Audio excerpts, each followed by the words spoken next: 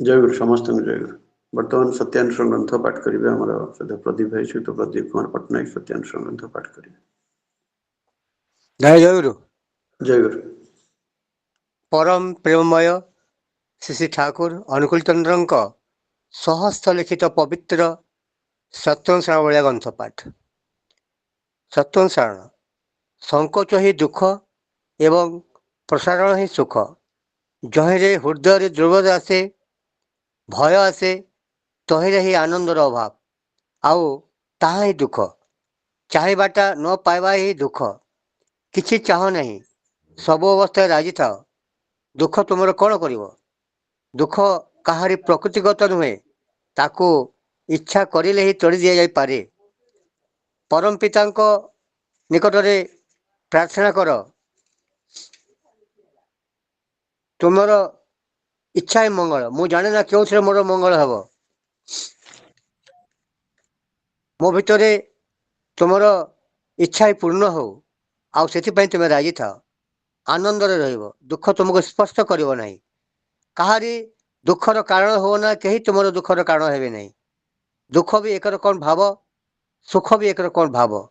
अभाव बा चाहबार भावटा ही दुख। तुम्हें जगतर हजार कर दुख नष्ट कर नहीं जे पर्यंत तुम हृदय से अभाव भावटा काढ़ी न नहीं आउ धर्म ही ता करें। जय जयगुरु। जय सत्यानुष्ठान ग्रंथ पाठ करें आम सदा प्रदीप भाई सहित प्रदीप कुमार पट्टनायक परिवार समस्त सार्विक मंगल ठाकुर श्रीचरण प्रार्थना। जयगुरु। बर्तमान नारी नीति ग्रंथ पाठ करेंगे आम सदा सत्यवती माँ श्रीमती सत्यवती प्रधान नारी नीति ग्रंथ पाठ। जयगुरु दादा। जयगुरु जय परम प्रेममय श्री श्री ठाकुर श्रीमुख निसृत नारीर नीति ग्रंथ पाठ। धर्म कार्य माने ताहा ही करिबा जेउथिरे तुमर ओ तुम पारिपार्श्विकर जीवन जस ओ वृद्धि क्रम वर्धन रे वर्धित हुए। भावी बुझी देखि शुणी ताहा ही कुह आउ आचरण रे ताहा ही अनुष्ठान कर। देखिब भय ओ अशुभ ठारू केते दूर त्राण पाओ। बाणी संख्या 7। जय गुरु दादा। जयगुरु। नारी नीति ग्रंथ पाठ कले आम सदा सत्यवती माँ श्रीमती सत्यवती प्रधान परिवार समस्त सार्विक मंगल ठाकुर श्रीचरण प्रार्थना। जयगुरु। बर्तमान शास्त्र सदाचार सूत्र ग्रंथ पाठ करेंगे आम सदा दयानिधि भाई सहित दयानिधि महापात्र शास्त्र सदाचार सूत्र ग्रंथ पाठ करें। दादा जयगुरु। जय परम प्रेममय श्री श्री ठाकुर अनुकूल चंद्रंकर श्रीमुख निसृत पवित्र स्वास्थ्य और सदाचार सूत्र ग्रंथ पाठ ओडिया अनुवाद। जीवन नष्ट करना जीवनर उपार्जन जहा स्वास्थ्य सौष्ठव रखी ताहा ही संग्रह कर आउ सेही पारगता को विनायित करी जेउठी जेपरी दरकार ताहा ही कर। ताहा ही तुमर आहार्य हेउ जहा जीवन को उच्छल करी तोले। ताहा बलरे बुद्धिरे पराक्रमरे एवं सुसंगतिपूर्ण तात्पर्य। बाणी संख्या 101। स्वस्ति स्वस्ति स्वस्ति। जयगुरु। जय शास्त्र सदाचार सूत्र ग्रंथ पाठ कले आमर सत्य दयानिधि भाई सहित दयानिधि महापात्र परिवार समस्त सार्विक मंगल ठाकुर श्रीचरण प्रार्थना। जय जयगुरु। बर्तमान आम भजन आरंभ करवा। प्रथम भजन परिवेशन करेंगे आम स्वामी बसंत भाई सहित बसंत कुमार साहू। द्वितीय भजन परिवेशन करेंगे आम सत्य कानू भाई सहित कानू दास। तृतीय भजन परिवेशन करेंगे आम सत्य गायत्री माँ गायत्री दास। चतुर्थ भजन परिवेशन करेंगे आम सत्य अंजलि माँ श्रीमती अंजलि ब्रह्मा और पंचम भजन परिवेशन करेंगे आम सद्य रंजिता माँ श्रीमती रंजिता मल्लिक। बर्तमान अनुरोध कर अभिष्ट कंठशिल्पी आम स्वामी बसंत भाई सहित बसंत कुमार साहू प्रथम भजन परिवेशन करेंगे। जय गुरु दादा। जय गुरु।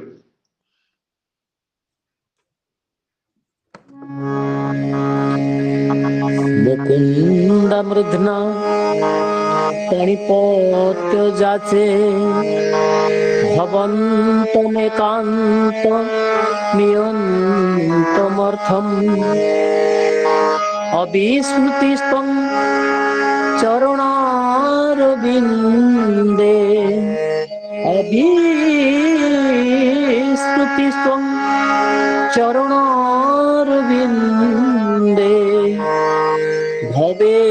ভবে মস্তু ভব প্রসাদাৎ ভবে ভবে মস্তু ভব প্রসাদাৎ ভবে ভবে মস্তু ভব প্রসাদাৎ।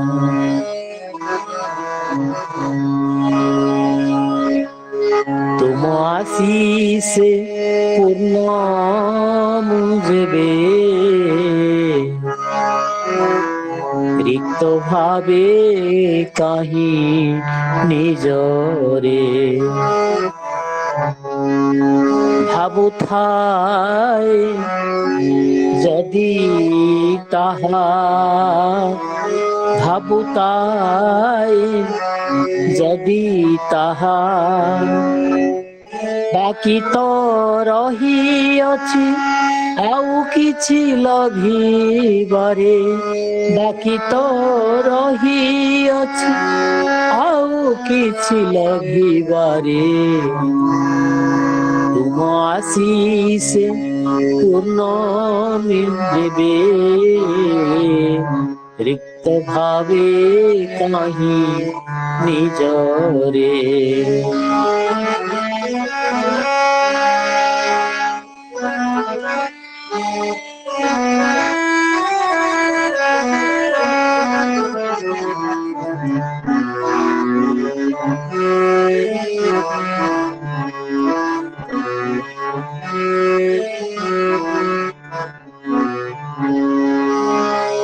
जहा प्राण चाहे मुख जेन्हि कहे अकपटे पदे जाई तुमे ही तो पूर्ण करिबता जानी दिने सबू काढ़ी ने तुमे जे नाथ तुमको न कही तुमे जे नाथ तुमको न कही कहिबी आउ कहारे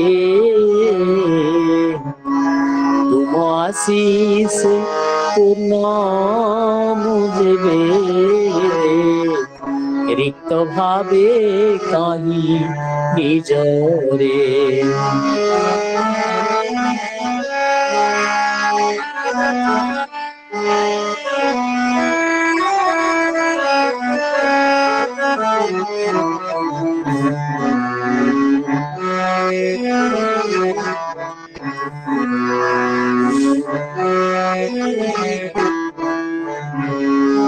अजाचित दाने अशेषर तने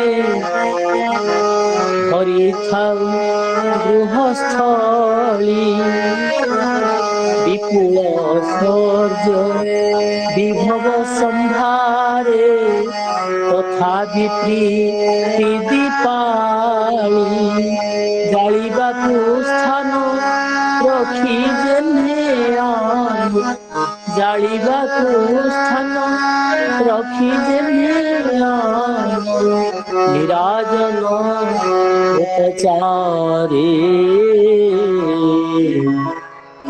तुम आशीष पूर्ण मुझे रिक्त भावे कहीं निजरे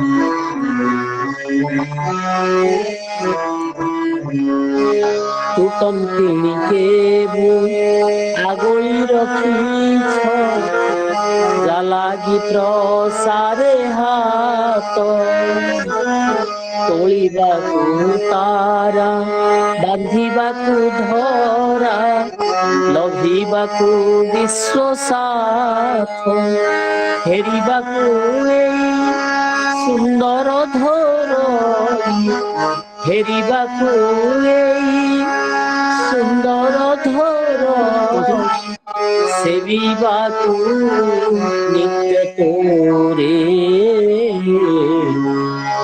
ତୁମ ଆଶିଷ ପୂର୍ଣ୍ଣ ମୁଁ ଯେବେ ରିକ୍ତ ଭାବେ କାହିଁ ନିଜରେ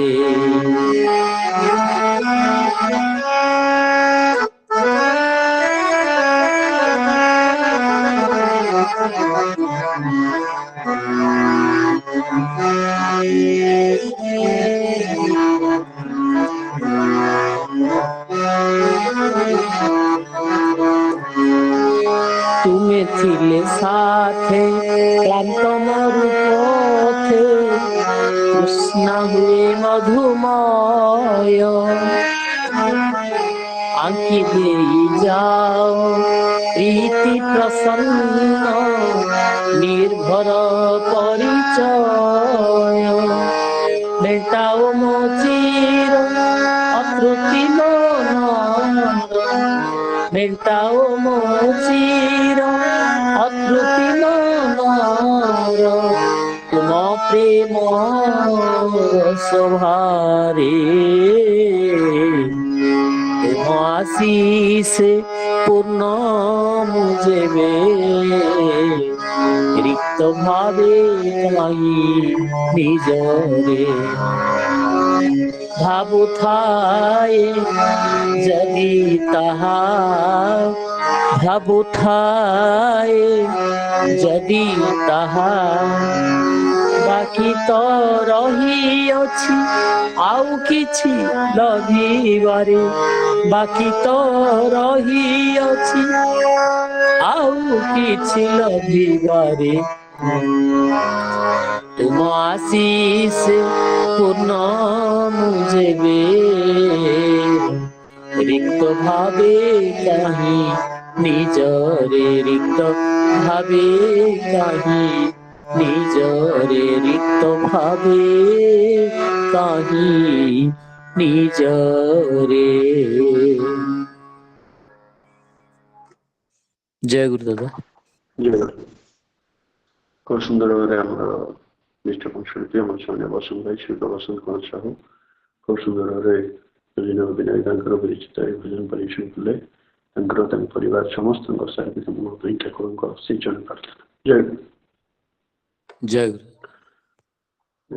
ବର୍ତ୍ତମାନ ପରବର୍ତ୍ତୀ ଭଜନ ପରିବେଷଣ କରିବେ ଆମର ଅନ୍ୟତମ ନିଷ୍ଠ ଶିଳ୍ପୀ ଆମ ସହିତ କାନୁ ଭାଇ ଶିକ୍ତ କାଞ୍ଚନ ଦାସ ପରବର୍ତ୍ତୀ ଭଜନ ପରିବେଷଣ କରିବେ। ଜୟ ଗୁରୁ ଆଜ୍ଞା। ऑनलाइन सत्संग रे उपस्थित समस्त ऋतिक जाजक कर्मी गुरु भाई छोट समस्त मोर आनंदित जय गुरु निवेदन करे।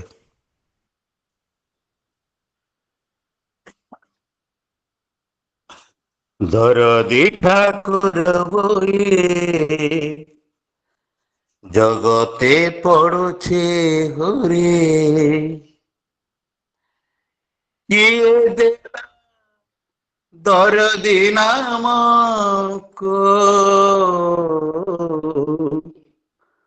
ठाकुर हे मोते दया कर बुझेबाको दरदी ठाकुर बोले जगते पड़ुछे हुरे दरदी ठाकुर बोले जगते पड़ुछे हुरे किए देला दरदी नाम को ठाकुर हे मोते दया कर बुझेबाको मोते दया कर बुझेबाको दरदी ठाकुर बोले जगते पड़ुछे होरे कि देला दरदी नाम को ठाकुर हे ମୋତେ ଦୟା କର ବୁଝେଇବାକୁ, ମୋତେ ଦୟା କର ବୁଝେଇବାକୁ। ତୁମରି ଦୟାରେ ଚାଲିଛି ସଂସାର, ସେ ମାୟା ନବରେ ତୁମେ ହିଁ ଧୀବର। ତୁମରି ଦୟାରେ ଚାଲିଛି ସଂସାର, ସେ ମାୟା ନବରେ ତୁମେ ହିଁ ଧୀବର। ମୋ ଜୀବନ ସତ୍ତା ଅର୍ପି ଦେଇଛି, ମୋ ଜୀବନ ସତ୍ତା ଅର୍ପି ଦେଇଛେ, ଭବ ସିନ୍ଧୁ ପାରି କରିବାକୁ। ଠାକୁର ହେ ମୋତେ ଦୟା କର ବୁଝେଇବାକୁ, ମୋତେ ଦୟା କର ବୁଝେଇବାକୁ। ସୁଖ ଦୁଃଖ ପରା ତୁମରେ ଭିଆଣ, ସୁଖେ ବଞ୍ଚିବାକୁ ଦେଇଛ ଜୀବନ। ସୁଖ ଦୁଃଖ ପରା ତୁମରେ ଭିଆଣ, ସୁଖେ ବଞ୍ଚିବାକୁ ଦେଇଛ ଜୀବନ। ସବୁଥିରେ ତୁମ ଇଚ୍ଛା ପୂର୍ଣ୍ଣ ହୁଏ, ସବୁଥିରେ ତୁମ ଇଚ୍ଛା ପୂର୍ଣ୍ଣ ହୁଏ। କର ଭକ୍ତ ଜାଣିବାକୁ, ଠାକୁର ହେ ମୋତେ ଦୟା କର ବୁଝେଇବାକୁ, ମୋତେ ଦୟା କର ବୁଝେଇବାକୁ। ସତନାମ ପ୍ରେମ ଜଗତରେ ଦେଲ, ସରଳ ମଣିଷ ଦୁଃଖ ହରି ନେଲ। ସତନାମ ପ୍ରେମ ଜଗତରେ ଦେଲ, ସରଳ ମଣିଷ ଦୁଃଖ ହରି ନେଲ। ଧର୍ମର ପଥ ଦେଖାଇଲ ପ୍ରଭୁ, ଧର୍ମର ପଥ ଦେଖାଇଲ ପ୍ରଭୁ। ଶକ୍ତି ଦିଅ କର୍ମେ ବଞ୍ଚିବାକୁ, ଠାକୁର ହେ ମୋତେ ଦୟା କର ବୁଝେଇବାକୁ। ଦରଦି ଠାକୁର ବୋଲେ ଜଗତେ ପଡୁଛି ହୁରେ, ଦରଦି ଠାକୁର ବୋଲେ ଜଗତେ ପଡୁଛି ହୁରେ। କିଏ ଦେଲା ଦରଦି ନାମକୁ, ଠାକୁର ହେ ମୋତେ ଦୟା କର ବୁଝେଇବାକୁ, ମୋତେ ଦୟା କର ବୁଝେଇବାକୁ, ମୋତେ ଦୟା କର ବୁଝେଇବାକୁ।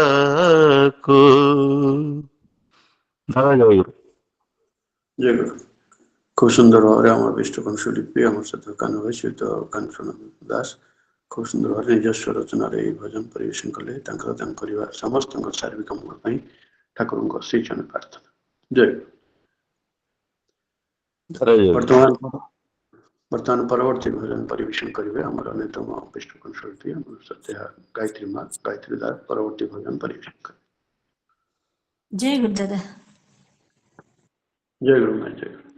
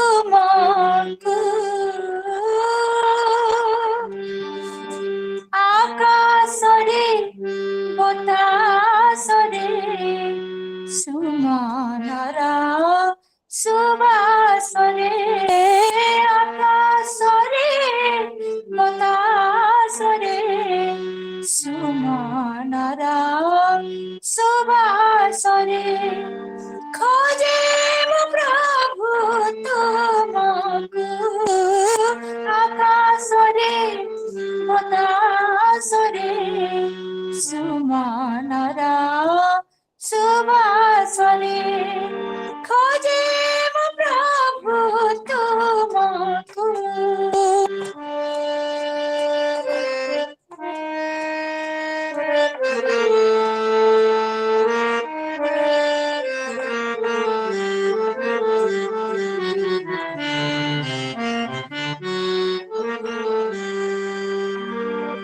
ତଟିନିଆ ବର୍ତ୍ତନୀରେ ସାଗରର ଲହରୀରେ ତଟିନିଆ ବର୍ତ୍ତନୀରେ ସାଗରର ଲହରୀରେ ମଧୁପର ଗୁଞ୍ଜରଣେ ବିହଗ କାକଳି ଶୁଣେ ତଟିନିଆ ବର୍ତ୍ତନୀରେ ସାଗରର ଲହରୀରେ ମଧୁପର ଗୁଞ୍ଜରଣେ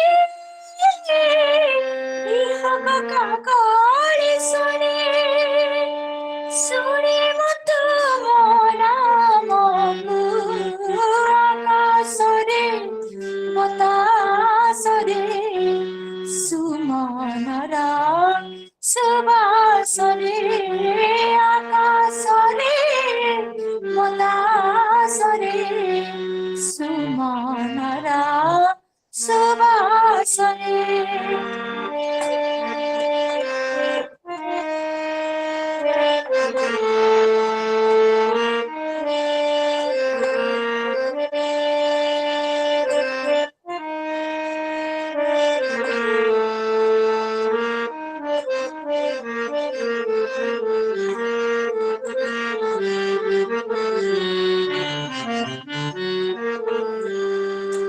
ଅରୁଣର ରଙ୍ଗିମାରେ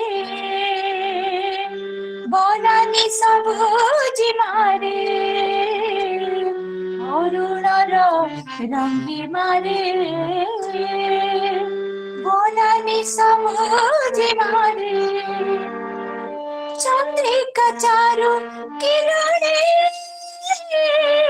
স্বপ্ন বিভোর নয়নে চন্দ্রিকা চারু কিরণে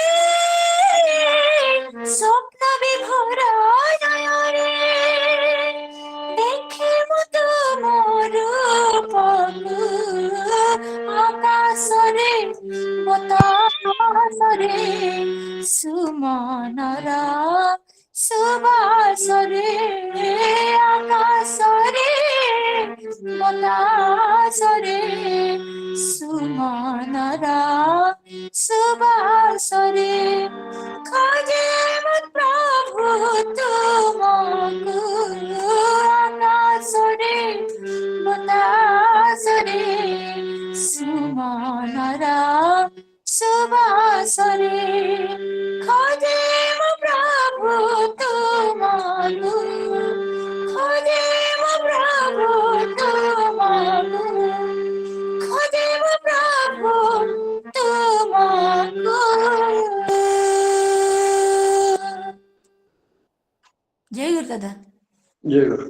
ଖୁବ ସୁନ୍ଦର ସମୁଦ୍ର ସଳିତ କଣ୍ଠରେ ଆମର ବିଷ୍ଟକଣ୍ଠ ଶିଳ୍ପୀ ସଦ୍ୟା ଗାୟତ୍ରୀ ମା ଶ୍ରୀମତୀ ଗାୟତ୍ରୀ ଦାସ ଖୁବ ସୁନ୍ଦର ଭାବେ ଭଜନ ପରିବେଷଣ କଲେ। ତାଙ୍କର ତାଙ୍କ ପରିବାର ସମସ୍ତଙ୍କ ଶାରୀରିକ ମଙ୍ଗଳ ପାଇଁ ଠାକୁରଙ୍କ ଶ୍ରୀଚରଣ ପ୍ରାର୍ଥନା। ଜୟ ଗୁରୁ ମା। ଜୟ ବର୍ତ୍ତମାନ ପରବର୍ତ୍ତୀ ଭଜନ ପରିବେଷଣ କରିବେ ଆମର ଅନ୍ୟତମ ବିଷ୍ଟକଣ୍ଠ ଶିଳ୍ପୀ ଆମର ସଦ୍ୟା ଅଞ୍ଜଳି ମା ଶ୍ରୀମତୀ ଅଞ୍ଜଳି ବ୍ରହ୍ମା ପରବର୍ତ୍ତୀ ଭଜନ ପରିବେଷଣ କରିବେ। ଜୟ ଗୁରୁ ମା। ଜୟ। তুমি বিশ্ব বন্দনীয় বিশ্বপিতা তুমি বিশ্বর চরম পরম তুমি হিত কর্তা কর্তা তুমি वंदनीय विश्व पिता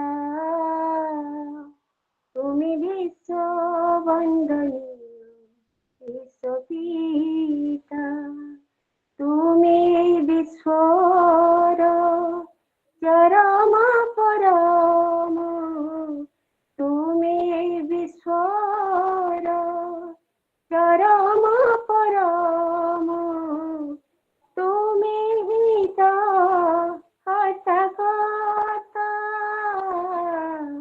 तुम्हें विश्व वंदनीय विश्व पिता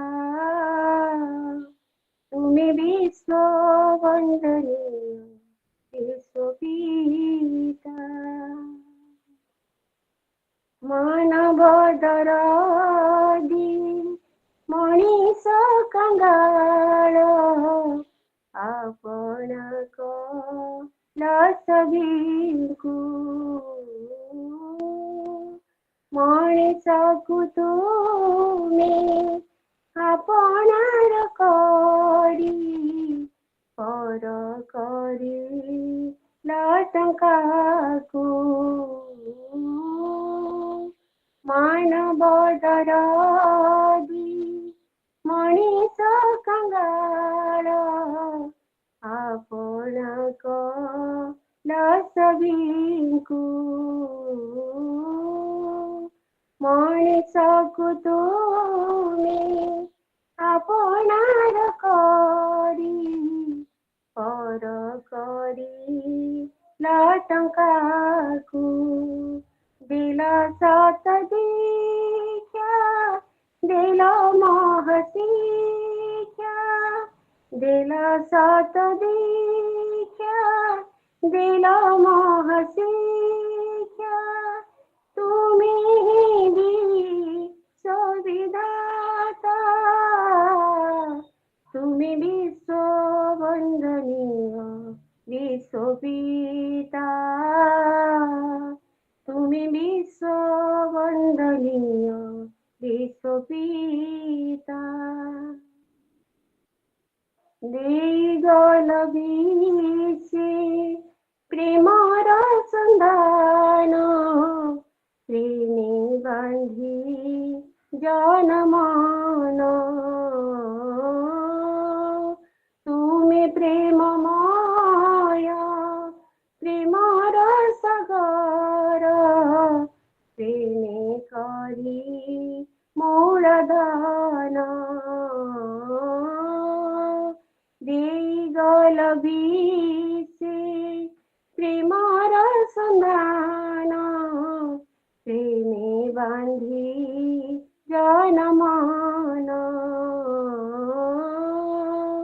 तुम्हें प्रेममय प्रेमर सागर प्रेमे करी मूलधन दिल सत दीक्षा दिल महसीक्षा दिल सत दीक्षा दिल महसीक्षा तुम्हें भी सोनियंता तुम्हें विश्व वंदनीय विश्व पिता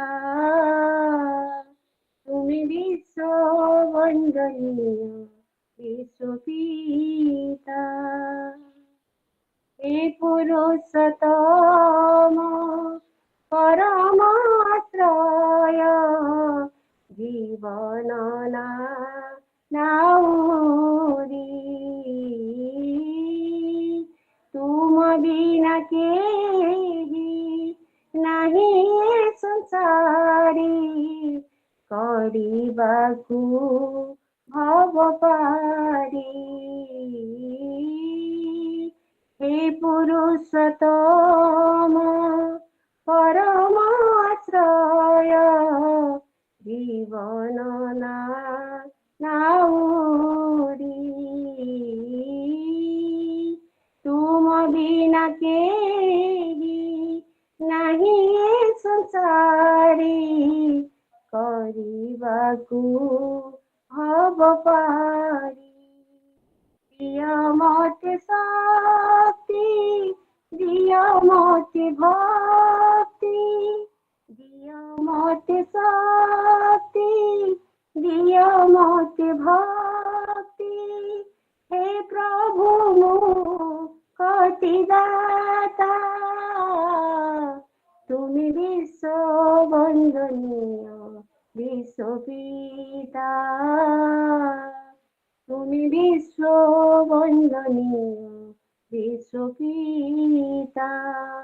তুমি বিশ্বর চরম পরম, তুমি বিশ্বর চরম পরম, তুমি হিত হর্তা, তুমি বিশ্ব বন্দনীয় বিশ্বপিতা, তুমি বিশ্ব বন্দনীয় বিশ্বপিতা, তুমি বিশ্ব বন্দনীয় বিশ্বপিতা। জয় গুরু দাদা। জয় গুরু। খুব সুন্দর মধুর সুন্দর কণ্ঠের আমার পৃষ্ঠপোষক শিল্পী আমার সাথে অঞ্জলি মা শ্রীমতী অঞ্জলি ব্রহ্ম খুব সুন্দর ভাବେ ଭଜନ ପରିବେଷଣ କଲେ। ତାଙ୍କର ତାଙ୍କ ପରିବାର ସମସ୍ତଙ୍କ ଶାରୀରିକ ମଙ୍ଗଳ ପାଇଁ ଠାକୁରଙ୍କ ସେଇ ଜଣେ ପ୍ରାର୍ଥନା। ଜୟ ଗୁରୁ। ଜୟ ଗୁରୁ।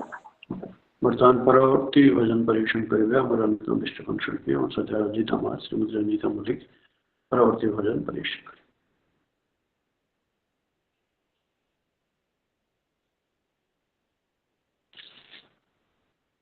ଅନୁରୋଧ କରୁଛି ବର୍ତ୍ତମାନ ଦାଦା ଜୟ ଗୁରୁ ଦାଦା।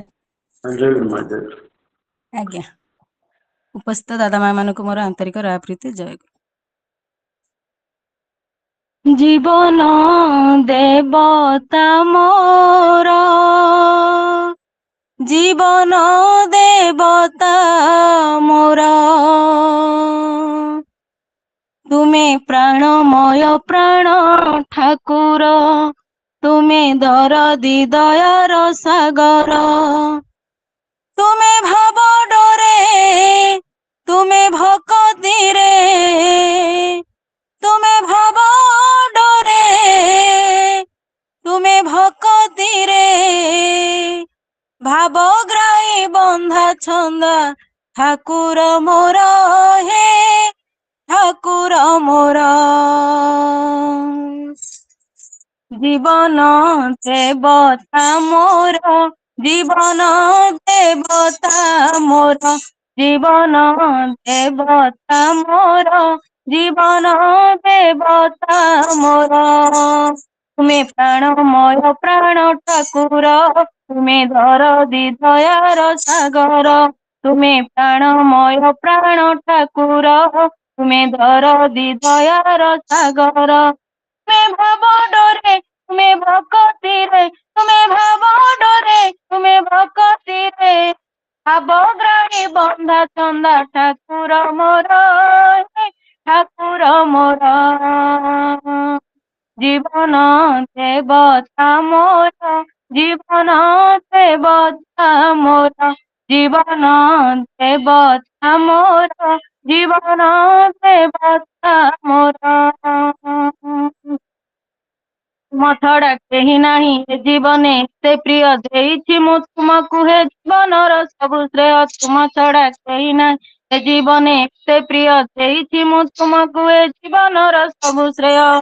ପ୍ରତି ମୁହୂର୍ତ୍ତରେ ଅନୁଭବ କରେ, ପ୍ରତି ମୁହୂର୍ତ୍ତରେ ଅନୁଭବ କରେ, ମୋର ମନର ମଣିଷ ଚିର ସୁନ୍ଦର, ଚିର ସୁନ୍ଦର।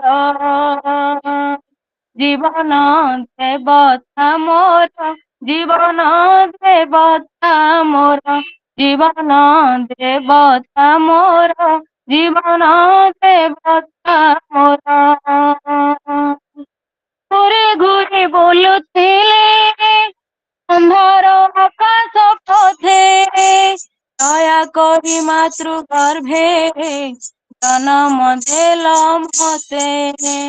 ମାତୃ ଗର୍ଭେ ଯେବେ ଥିଲି ଦେଇଥିଲି କଥା, ଛାଡ଼ିବି ନାହିଁ କେବେ ବି ତୁମକୁ ଅନ୍ୟଥା ଘୁରି ଘୁରି ବୁଲୁଥିଲି ଅନ୍ଧାର ଆକାଶ ପଛେ ଦୟା କରି ମାତୃଗର୍ଭେ ଜନମ ଦେଲ ମତେ ମାତୃଗର୍ଭେ ଯେବେ ଥିଲି ଦେଇଥିଲି କଥା ଛାଡ଼ିବି ନାହିଁ କେବେ ବି ତୁମକୁ ଅନ୍ୟଥା ବାନ୍ଧିଦେଲ କେଉଁ ଅଜଣା ଡୋରିରେ ବାନ୍ଧିଦେଲ କେଉଁ ଅଜଣା ଡୋରିରେ ମତେ ପ୍ରେମମୟ ସାଥେ ତୁମର ସାଥେ ତୁମର ଜୀବନ ଦେବତା ମୋର ଜୀବନ ଦେବତା ମୋର ଜୀବନ ଦେବତା ମୋର ଜୀବନ ଦେବତା ମୋର କୋଟି ଜନ୍ମ ପୁଣ୍ୟ ଫଳେ ପାଇଛି ଆଜି ତୁମକୁ ବୁଝୁଥିବି ସଦା ତୁମ ଚରଣ ଯୁଗଳକୁ ଏ ଜୀବନ ତୁମ ଧାନ ପ୍ରଭୁ ହେ ମଙ୍ଗଳ ଦାତା କୁମ୍ଭ ଶ୍ରୀ ଚରଣେ ମୋର ଧୁଆଇଛି ମଥା ଜୀବନ ତୁମ ଧାନ ପ୍ରଭୁ ହେ ମଙ୍ଗଳ ଦାତା କୁମ୍ଭ ଶ୍ରୀ ଚରଣେ ମୋର ଧୁଆଇଛି ମଥା କୋଟି ଜନ୍ମ ପୁଣ୍ୟ ଫଳେ ପାଇଛି ଆଜି ତୁମକୁ ବୁଝୁଥିବି ସଦା ତୁମ ଚରଣ ଯୁଗଳକୁ ଜପୁଥିବି ସଦା ତୁମ ସତନାମ ଜପୁଥିବି ସଦା ତୁମ ସତନାମ ଲୋଡ଼ା ନାହିଁ ଧନ ଜନ ମାନ ମୋହର ମାନ ମୋହର ଜୀବନ ଦେବତା ମୋର ଜୀବନ ଦେବତା ମୋର ଜୀବନ ଦେବତା ମୋର ଜୀବନ ଦେବତା ମୋର ତୁମେ ପ୍ରାଣମୟ ପ୍ରାଣ ଠାକୁର ତୁମେ ଦରଦି ଦୟାର ସାଗର ତୁମେ ପ୍ରାଣମୟ ପ୍ରାଣ ଠାକୁର ତୁମେ ଦରଦି ଦୟାର ସାଗର ତୁମେ ଭାବ ଡୋରେ ତୁମେ ଭକତିରେ ତୁମେ ଭାବ ଡୋରେ ତୁମେ ଭକତିରେ ଭାବଗ୍ରାହୀ ବନ୍ଧା ଚନ୍ଦା ଠାକୁର ମୋର ଠାକୁର ମୋର ଜୀବନ ଦେବତା ମୋର ଜୀବନ ଦେବତା ମୋର ଜୀବନ ଦେବତା ମୋର ଜୀବନ ଦେବତା ମୋର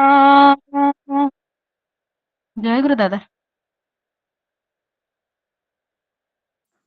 जय खूब सुंदर समुद्र श्रीमत विष्णु कंठ रंजिता माँ श्रीमती रंजिता मल्लिक खूब सुंदर भाव भजन परिवेशन करले परिवार समस्त शारीरिक मंगल ठाकुर से चरण प्रार्थना जय गुरु माँ जय गुरु वर्तमान कीर्तन परिवेशन करवा आम सदैव अंशुमान भाई श्रीयुक्त अंशुमान पति और सहयोगी मैंने कीर्तन परिवेशन करेंगे जय गुरु जय गुरु जय गुरु जय गुरु तुमको जीवने प्रभु नथिले धरी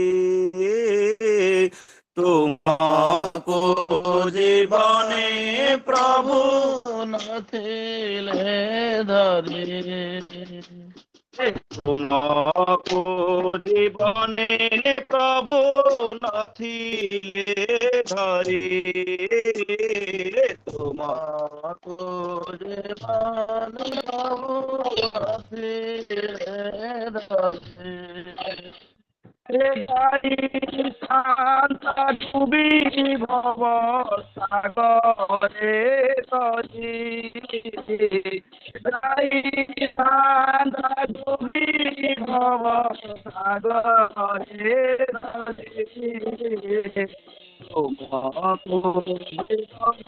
प्रभु नथिले धरी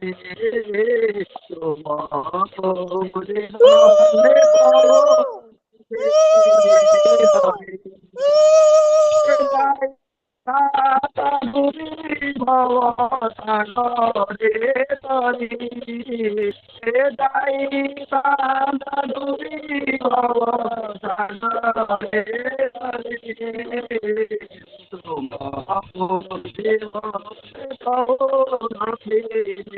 ধরে জীবনে কবো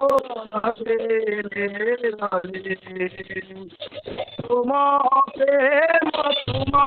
দয়া ধরি দিয়ে কায়া তোমাকে দয়া ধরি দয়া তোমাকে দয়া ধরি দিয়ে কায়া তোমাকে দয়া ধরি দিয়ে কায়া কাটি ছয় ভব মায়া নামামৃত ভিতরি কাটি ছয় ভব মায়া নামামৃত নামামৃত ভিতরে নামামৃত ভিতরে নামামৃত ভিতরে নামামৃত ভিতরে কাটি ছয় ভব মায়া নামামৃত ভিতরে কাটি ছয় ভব মায়া নামামৃত ভিতরে নামামৃত ভিতরে নামামৃত ভিতরে কাটি ছয় ভব মায়া নামামৃত ভিতরে কাটি ছয় ভব মায়া নামামৃত ভিতরে অকাল পরে মন ধরে মরণ ধরে অকাল পরে মন ধরে মানিলে তোমারি তারে জীবন আছে ফেরি তারে তোমারি তারে জীবন আছে ফেরি তুমকু কর তথাপি ধরিত কর তোমাকু কর তথাপি ধরিত কর তুমকু কর তথাপি ধরিত কর তোমাকু কর তথাপি ধরিত কর জনমে মোর কথা হরি জনমে মোর কথা সানিত হয়ে সানিত হয়ে সানিত হয়ে সানিত জনমে জনমে মোর সানিত হরি জনমে জনমে মোর সানিত হরি জনমে জনমে মোর সানিত হরি জনমে জনমে মোর সানিত হরি সানিত হরি সানিত হরি সানিত হরি সানিত হরি জনমে জনমে মোর সানিত হরি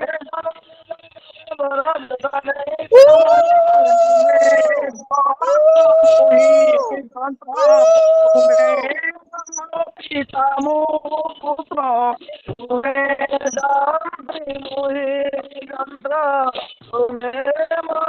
পিতামো পুত্র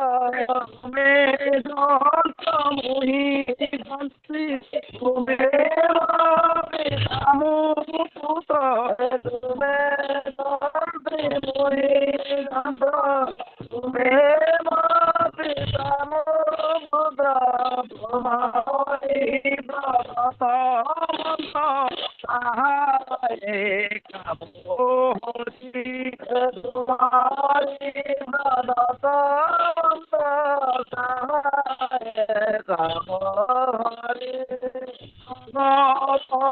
জীবন নাথ তুমি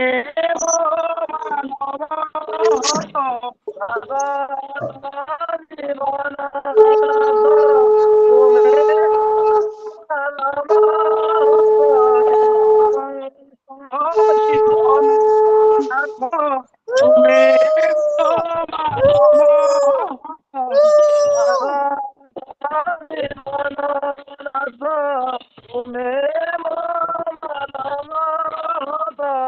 प्रभु हे मो आलोकित आलोक रे तुमरी हे प्रभु हे मो आलोकित आलोक रे तुमरी आलोक रे तुमरी आलोक रे तुमरी आलोक रे तुमरी आलोक रे तुमरी प्रभु हे मो आलोकित आलोक रे तुमरी प्रभु हे मो आलोकित आलोक रे तुमरी आलोक रे तुमरी आलोक रे तुमरी प्रभु हे मो आलोकित आलोक रे तुमरी प्रभु हे मो आलोकित आलोक रे तुमरी आलोक रे तुमरी आलोक रे तुमरी आलोक रे तुमरी आलोक रे तुमरी प्रभु हे मो आलोकित आलोक रे तुमरी आलोक रे तुमरी प्रभु हे मो आलोकित आलोक रे तुमरी प्रभु हे मो आलोकित आलोक रे तुमरी प्रभु हे मो आलोकित आलोक रे तुमरी ଜୟ ଗୁରୁ। ଖୁବ ସୁନ୍ଦର ଭାବରେ ଆମ ସଦ୍ୟ ଅଂଶୁମାନ ଭାଇ ଶ୍ରୀଯୁକ୍ତ ଅଂଶୁମାନ ପତି ଏବଂ ତାଙ୍କର ସହଯୋଗୀ ମାନେ ଖୁବ ସୁନ୍ଦର ଭାବରେ ଏହି କୀର୍ତ୍ତନ ସ୍ୱର୍ଗତ ପୂଜ୍ୟ ନକୁଳଦାଙ୍କର ବିରଚିତ କୀର୍ତ୍ତନ ପରିବେଷଣ କଲେ। ଅଂଶୁମାନ ଭାଇ ତାଙ୍କ ପରିବାର ତାଙ୍କ ସହଯୋଗୀ ଯେଉଁମାନେ ଅଛନ୍ତି ସେମାନଙ୍କର ପରିବାର ସମସ୍ତଙ୍କର ସର୍ବଦା ମଙ୍ଗଳ ପାଇଁ ଠାକୁରଙ୍କ ଶ୍ରୀଚରଣ ପ୍ରାର୍ଥନା। ଜୟ ଗୁରୁ। ସମସ୍ତଙ୍କୁ ଜୟ ଗୁରୁ। ପ୍ରତିଦିନ ପ୍ରାତଃ ସମୟରେ ଚାନ୍ଦୋଳ ସତ୍ସଙ୍ଗ ବିହାର ଅନୁକୂଳରେ ଏହି ସତ୍ସଙ୍ଗ ଆଉ ଆଜିର ସତ୍ସଙ୍ଗ ପ୍ରତିଦିନ ଭଳି ନିବେଦନ କରିଛନ୍ତି ମୋର ବଡ଼ ଭାଇ ଡକ୍ଟର ସୁରେଶ ଚନ୍ଦ୍ର ଦଳେ ଆଏସ୍ ଆଉ ତାଙ୍କର ମୋ ପରିବାର ସମସ୍ତଙ୍କର ସର୍ବଦା ମଙ୍ଗଳ ପାଇଁ ଠାକୁରଙ୍କ ଶ୍ରୀଚରଣ ପ୍ରାର୍ଥନା। ତା ସହିତ ପ୍ରତିଦିନ ଭଳି ସତ୍ସଙ୍ଗ ନିବେଦନ କରିଛନ୍ତି ଆମ ସଦ୍ୟ ମିକି ବାବୁ ସୁଧ ଅଭିରୁପ ସାହୁ ତାଙ୍କର ତାଙ୍କ ପରିବାର ସମସ୍ତଙ୍କର ସାର୍ବିକ ମଙ୍ଗଳ ପାଇଁ ଠାକୁରଙ୍କ ଶ୍ରୀଚରଣ ପ୍ରାର୍ଥନା। ତା ସହିତ ସତ୍ସଙ୍ଗ ନିବେଦନ କରିଛନ୍ତି ଆମ ସଦ୍ୟ ଜ୍ୟୋତିମା ଶ୍ରୀମତୀ ଜ୍ୟୋତିର୍ମୟୀ ସାହୁ ତାଙ୍କର ସୁକନ୍ୟା ଦୀପ୍ତିମୟୀ ତାଙ୍କର ଏକ୍ଜାମ୍ ଅଛି ଆଉ ତାଙ୍କର କୃତିତ୍ୱତା ସଫଳତା ପାଇଁ ଆମେ ଠାକୁରଙ୍କ ଶ୍ରୀଚରଣ ପ୍ରାର୍ଥନା ଜଣାଇବା ସହିତ ଆଉ ଜ୍ୟୋତିମା ତାଙ୍କର ପରିବାର ସମସ୍ତଙ୍କର ଶାରୀରିକ ମଙ୍ଗଳ ପାଇଁ ଠାକୁରଙ୍କ ଶ୍ରୀଚରଣ ପ୍ରାର୍ଥନା। ତା ସହିତ ସତ୍ସଙ୍ଗ ନିବେଦନ କରିଛନ୍ତି ଆମ ସଦ୍ୟ ଜ୍ଞାନ ଭାଇ ଶ୍ରୀଯୁକ୍ତ ଜ୍ଞାନରଞ୍ଜନ ତ୍ରିପାଠୀ ଏବଂ ସଦ୍ୟ ପ୍ରୀତିମା ଶ୍ରୀମତୀ ପ୍ରୀତିରାଣୀ ତ୍ରିପାଠୀ ସେମାନଙ୍କର ତାଙ୍କ ପରିବାର ସମସ୍ତଙ୍କର ସର୍ବଦା ମଙ୍ଗଳ ପାଇଁ ଠାକୁରଙ୍କ ଶ୍ରୀଚରଣ ପ୍ରାର୍ଥନା। ପ୍ରତିଦିନ ଭଳି ଆମର ସତ୍ସଙ୍ଗରେ ଅନେକ ପୂଜ୍ୟ ରୀତିକ ଅଧୈର୍ଯ୍ୟ ଯାଜକ ଗୁରୁ ଭାଇମାନେ ମା ମାନେ ଯୋଗଦାନ କରିଛନ୍ତି। ପ୍ରତିଦିନ ଭଳି ଆମର ଠାକୁରଙ୍କ ସପ୍ରତିନିଧି ପୂଜ୍ୟ Sarbashri Arun Kumar Swain Bijayabhushan Mishra Bichitrananda Acharya Brajabandhu Behera doctor Narendra Swain doctor Sitakanta Das doctor Sumanta Kumar Mishra doctor Panchanan Mishra doctor Pabitra Kumar Nayak Dibakar Swain Gopinath Patra engineer Kashinath Tripathy engineer engineer Sachidananda Mallick engineer Sarat Kumar Das engineer Shashank Sekhar Behera engineer Yubaraj Prasad engineer Raman Mohapatra Jyotish Chandra Sahu Kailash Chandra Behera Manta Sahu Nimai Charan Das Pareswar Jena Prabhat Kumar Sahu Prashant Kumar Singh Parashuram ମାଣିକ ରମେଶ ଚନ୍ଦ୍ର ନାୟକ ରଘୁନାଥ ବସ୍ତିଆ ରଜନୀକାନ୍ତ ପଣ୍ଡା ରବୀନ୍ଦ୍ରନାଥ ପ୍ରଧାନ ସନ୍ତୋଷ କୁମାର ଷଡ଼ଙ୍ଗୀ ସୁଭାଷ ଚନ୍ଦ୍ର ଦାସ ତାରାକାନ୍ତ ବେହେରା ପ୍ରଫେସର ଉଗ୍ରସେନ ଲେଙ୍କା ପ୍ରଫେସର ରଞ୍ଜନ ତ୍ରିପାଠୀ ଏଭଳି ଅନେକ ପୂଜ୍ୟ ରୀତି ମାନେ ଯୋଗ ଦେଇଛନ୍ତି। ପରବର୍ତ୍ତୀ ଅବସ୍ଥାରେ ଆଉ ଯଦି କିଏ ଯୋଗ ଦେଇଥିବେ ତମ ଦେଖିନଥାଇପାରେ ଆଉ ଆମ ପାଖରେ ଠାକୁରଙ୍କ କଥା ଯେହେତୁ ଧରିବେ ଆମେ ସମସ୍ତେ ଜାଣିଛନ୍ତି ଅନେକ ଥର ଠାକୁରଙ୍କ କଥା ଶୁଣି ଆସିଛନ୍ତି। ଜଣେ ବିଜ୍ଞ ପ୍ରଜ୍ଞ ବ୍ୟକ୍ତିତ୍ୱ ଜଣେ ସୁଭକ୍ତା ଆଉ ସେ ହେଲା ଆମର ସମାନ ଅଶୋକ ଠାକୁରଙ୍କ ସପ୍ରତିନିଧି ଡକ୍ଟର ଅଶୋକ କୁମାର ତ୍ରିପାଠୀ ଆଜି ଆମର ଅନୁରୋଧ ରକ୍ଷା କରି ଆମ ସହିତ ଅଛନ୍ତି ଠାକୁରଙ୍କ କଥା ତୋଳି ଧରିବେ ତାଙ୍କୁ ଅନୁରୋଧ କରିବା ଆଲୋଚନା ଆରମ୍ଭ କରିବେ ଡକ୍ଟର ଅଶୋକ କୁମାର ତ୍ରିପାଠୀ ଠାକୁରଙ୍କ ସହିତ। ଆଜ୍ଞା ଜୟ ଗୁରୁ। ଜୟ ଗୁରୁ ଦାଦା। ଜୟ ଗୁରୁ ଆଜ୍ଞା। ବନ୍ଦେ ଲୋକ ତିଳକଂ ସତ୍ୟତ ବାର୍ତ୍ତା ବିଭୂଷଣଂ ଅମର କୃତିସାରଂ ପ୍ରବୁଧ ଲୋକ ଜୀବନଂ ପ୍ରଣୟ ପ୍ରମତ ଜାଗ ଦୀପନଂ ବନ୍ଦେ ଜୀବନ ଜୀବନଂ ସତ୍ପୁରୁଷଂ ପରମ ପ୍ରେମମୟ ଶ୍ରୀ ଶ୍ରୀ ଠାକୁର ପରମାରାଧ୍ୟା ଜଗଜ୍ଜନନୀ ଶ୍ରୀ ଶ୍ରୀ ବଡ଼ମା ପରମ ପୂଜ୍ୟପା ଶ୍ରୀ ଶ୍ରୀ ବରଦା ପରମ ପୂଜ୍ୟପା ଶ୍ରୀ ଶ୍ରୀ ଆଚାର୍ଯ୍ୟ ଦେବ ସମସ୍ତଙ୍କର ଶ୍ରୀପାଦ ପଦ୍ମର ସୁଧା ବିନତି ଭରା ପ୍ରଣାମ ଇଷ୍ଟ ପରିବାର ପ୍ରତି ପ୍ରତ୍ୟେକଙ୍କର ଶ୍ରୀପାଦ ପଦ୍ମର ସୁଧା ବିନତି ଭରା ପ୍ରଣାମ ସୁନ୍ଦର ଦିବ୍ୟ ଭବ୍ୟ ସତ୍ସଙ୍ଗ ଚାନ୍ଦଳ ସତ୍ସଙ୍ଗ ବିହାରର ଆନୁକୂଲ୍ୟରେ ପ୍ରତିଦିନ ପରି ଆଜି ମଧ୍ୟ ଏତେ ସୁନ୍ଦର ଭାବରେ ଆମର ଗତି କରି ଆସୁଛି ଏବଂ ଆଜିର ଏଇ ଯୋଉ ସତ୍ସଙ୍ଗ ପ୍ରତିଦିନ ଭଳି ଆମମାନଙ୍କର ସମସ୍ତଙ୍କର ଅତୀବ ଆଦରଣୀୟ ସମ୍ମାନୀୟ ଆମର ଦେବେନ୍ଦ୍ରନାଥ ଦଳେଇଦା ବହୁତ ପରିଶ୍ରମ କରି ଅଧ୍ୟବସାୟ କରି ଏତେ ସୁନ୍ଦର ଭାବରେ ପ୍ରଭୁଙ୍କର ଏଇ ଯେ ଗୁଣ କୀର୍ତ୍ତନ ମନନ ଶ୍ରବଣର ସୁଯୋଗ ଆମମାନଙ୍କୁ ପ୍ରଦାନ କରୁଛନ୍ତି। ପ୍ରଭୁଙ୍କର ରାତୁଲ ଚରଣ ତଳେ ତାଙ୍କରି ସପରିବାର ସପରିବେଶ ସବୁ କିଛି ଦିଗ ଦେଇ ସର୍ବମଙ୍ଗଳମୟ ଜୀବନର ପ୍ରାର୍ଥନା ରଖିବା ସଙ୍ଗେ ସଙ୍ଗେ ଆଜିର ସତ୍ସଙ୍ଗରେ ଯାହା ଦାଦା ପାଠ କରୁଥିଲେ ଅନେକ ପ୍ରଥିତ ଯଶା ଗଣ୍ୟ ମାନ୍ୟ ବରେଣ୍ୟ ସହପ୍ରତି ରୀତିକ ଧୈର୍ଯ୍ୟ ଯାଜକ ଉଦ୍ଗାତା ଯୋଗଯୁକ୍ତ ଅଛନ୍ତି ସମସ୍ତଙ୍କୁ ମୋର ସତ୍ସମାନ ପ୍ରଣାମ ପ୍ରୀତି ଜୟକୁ ନିବେଦନ କରେ।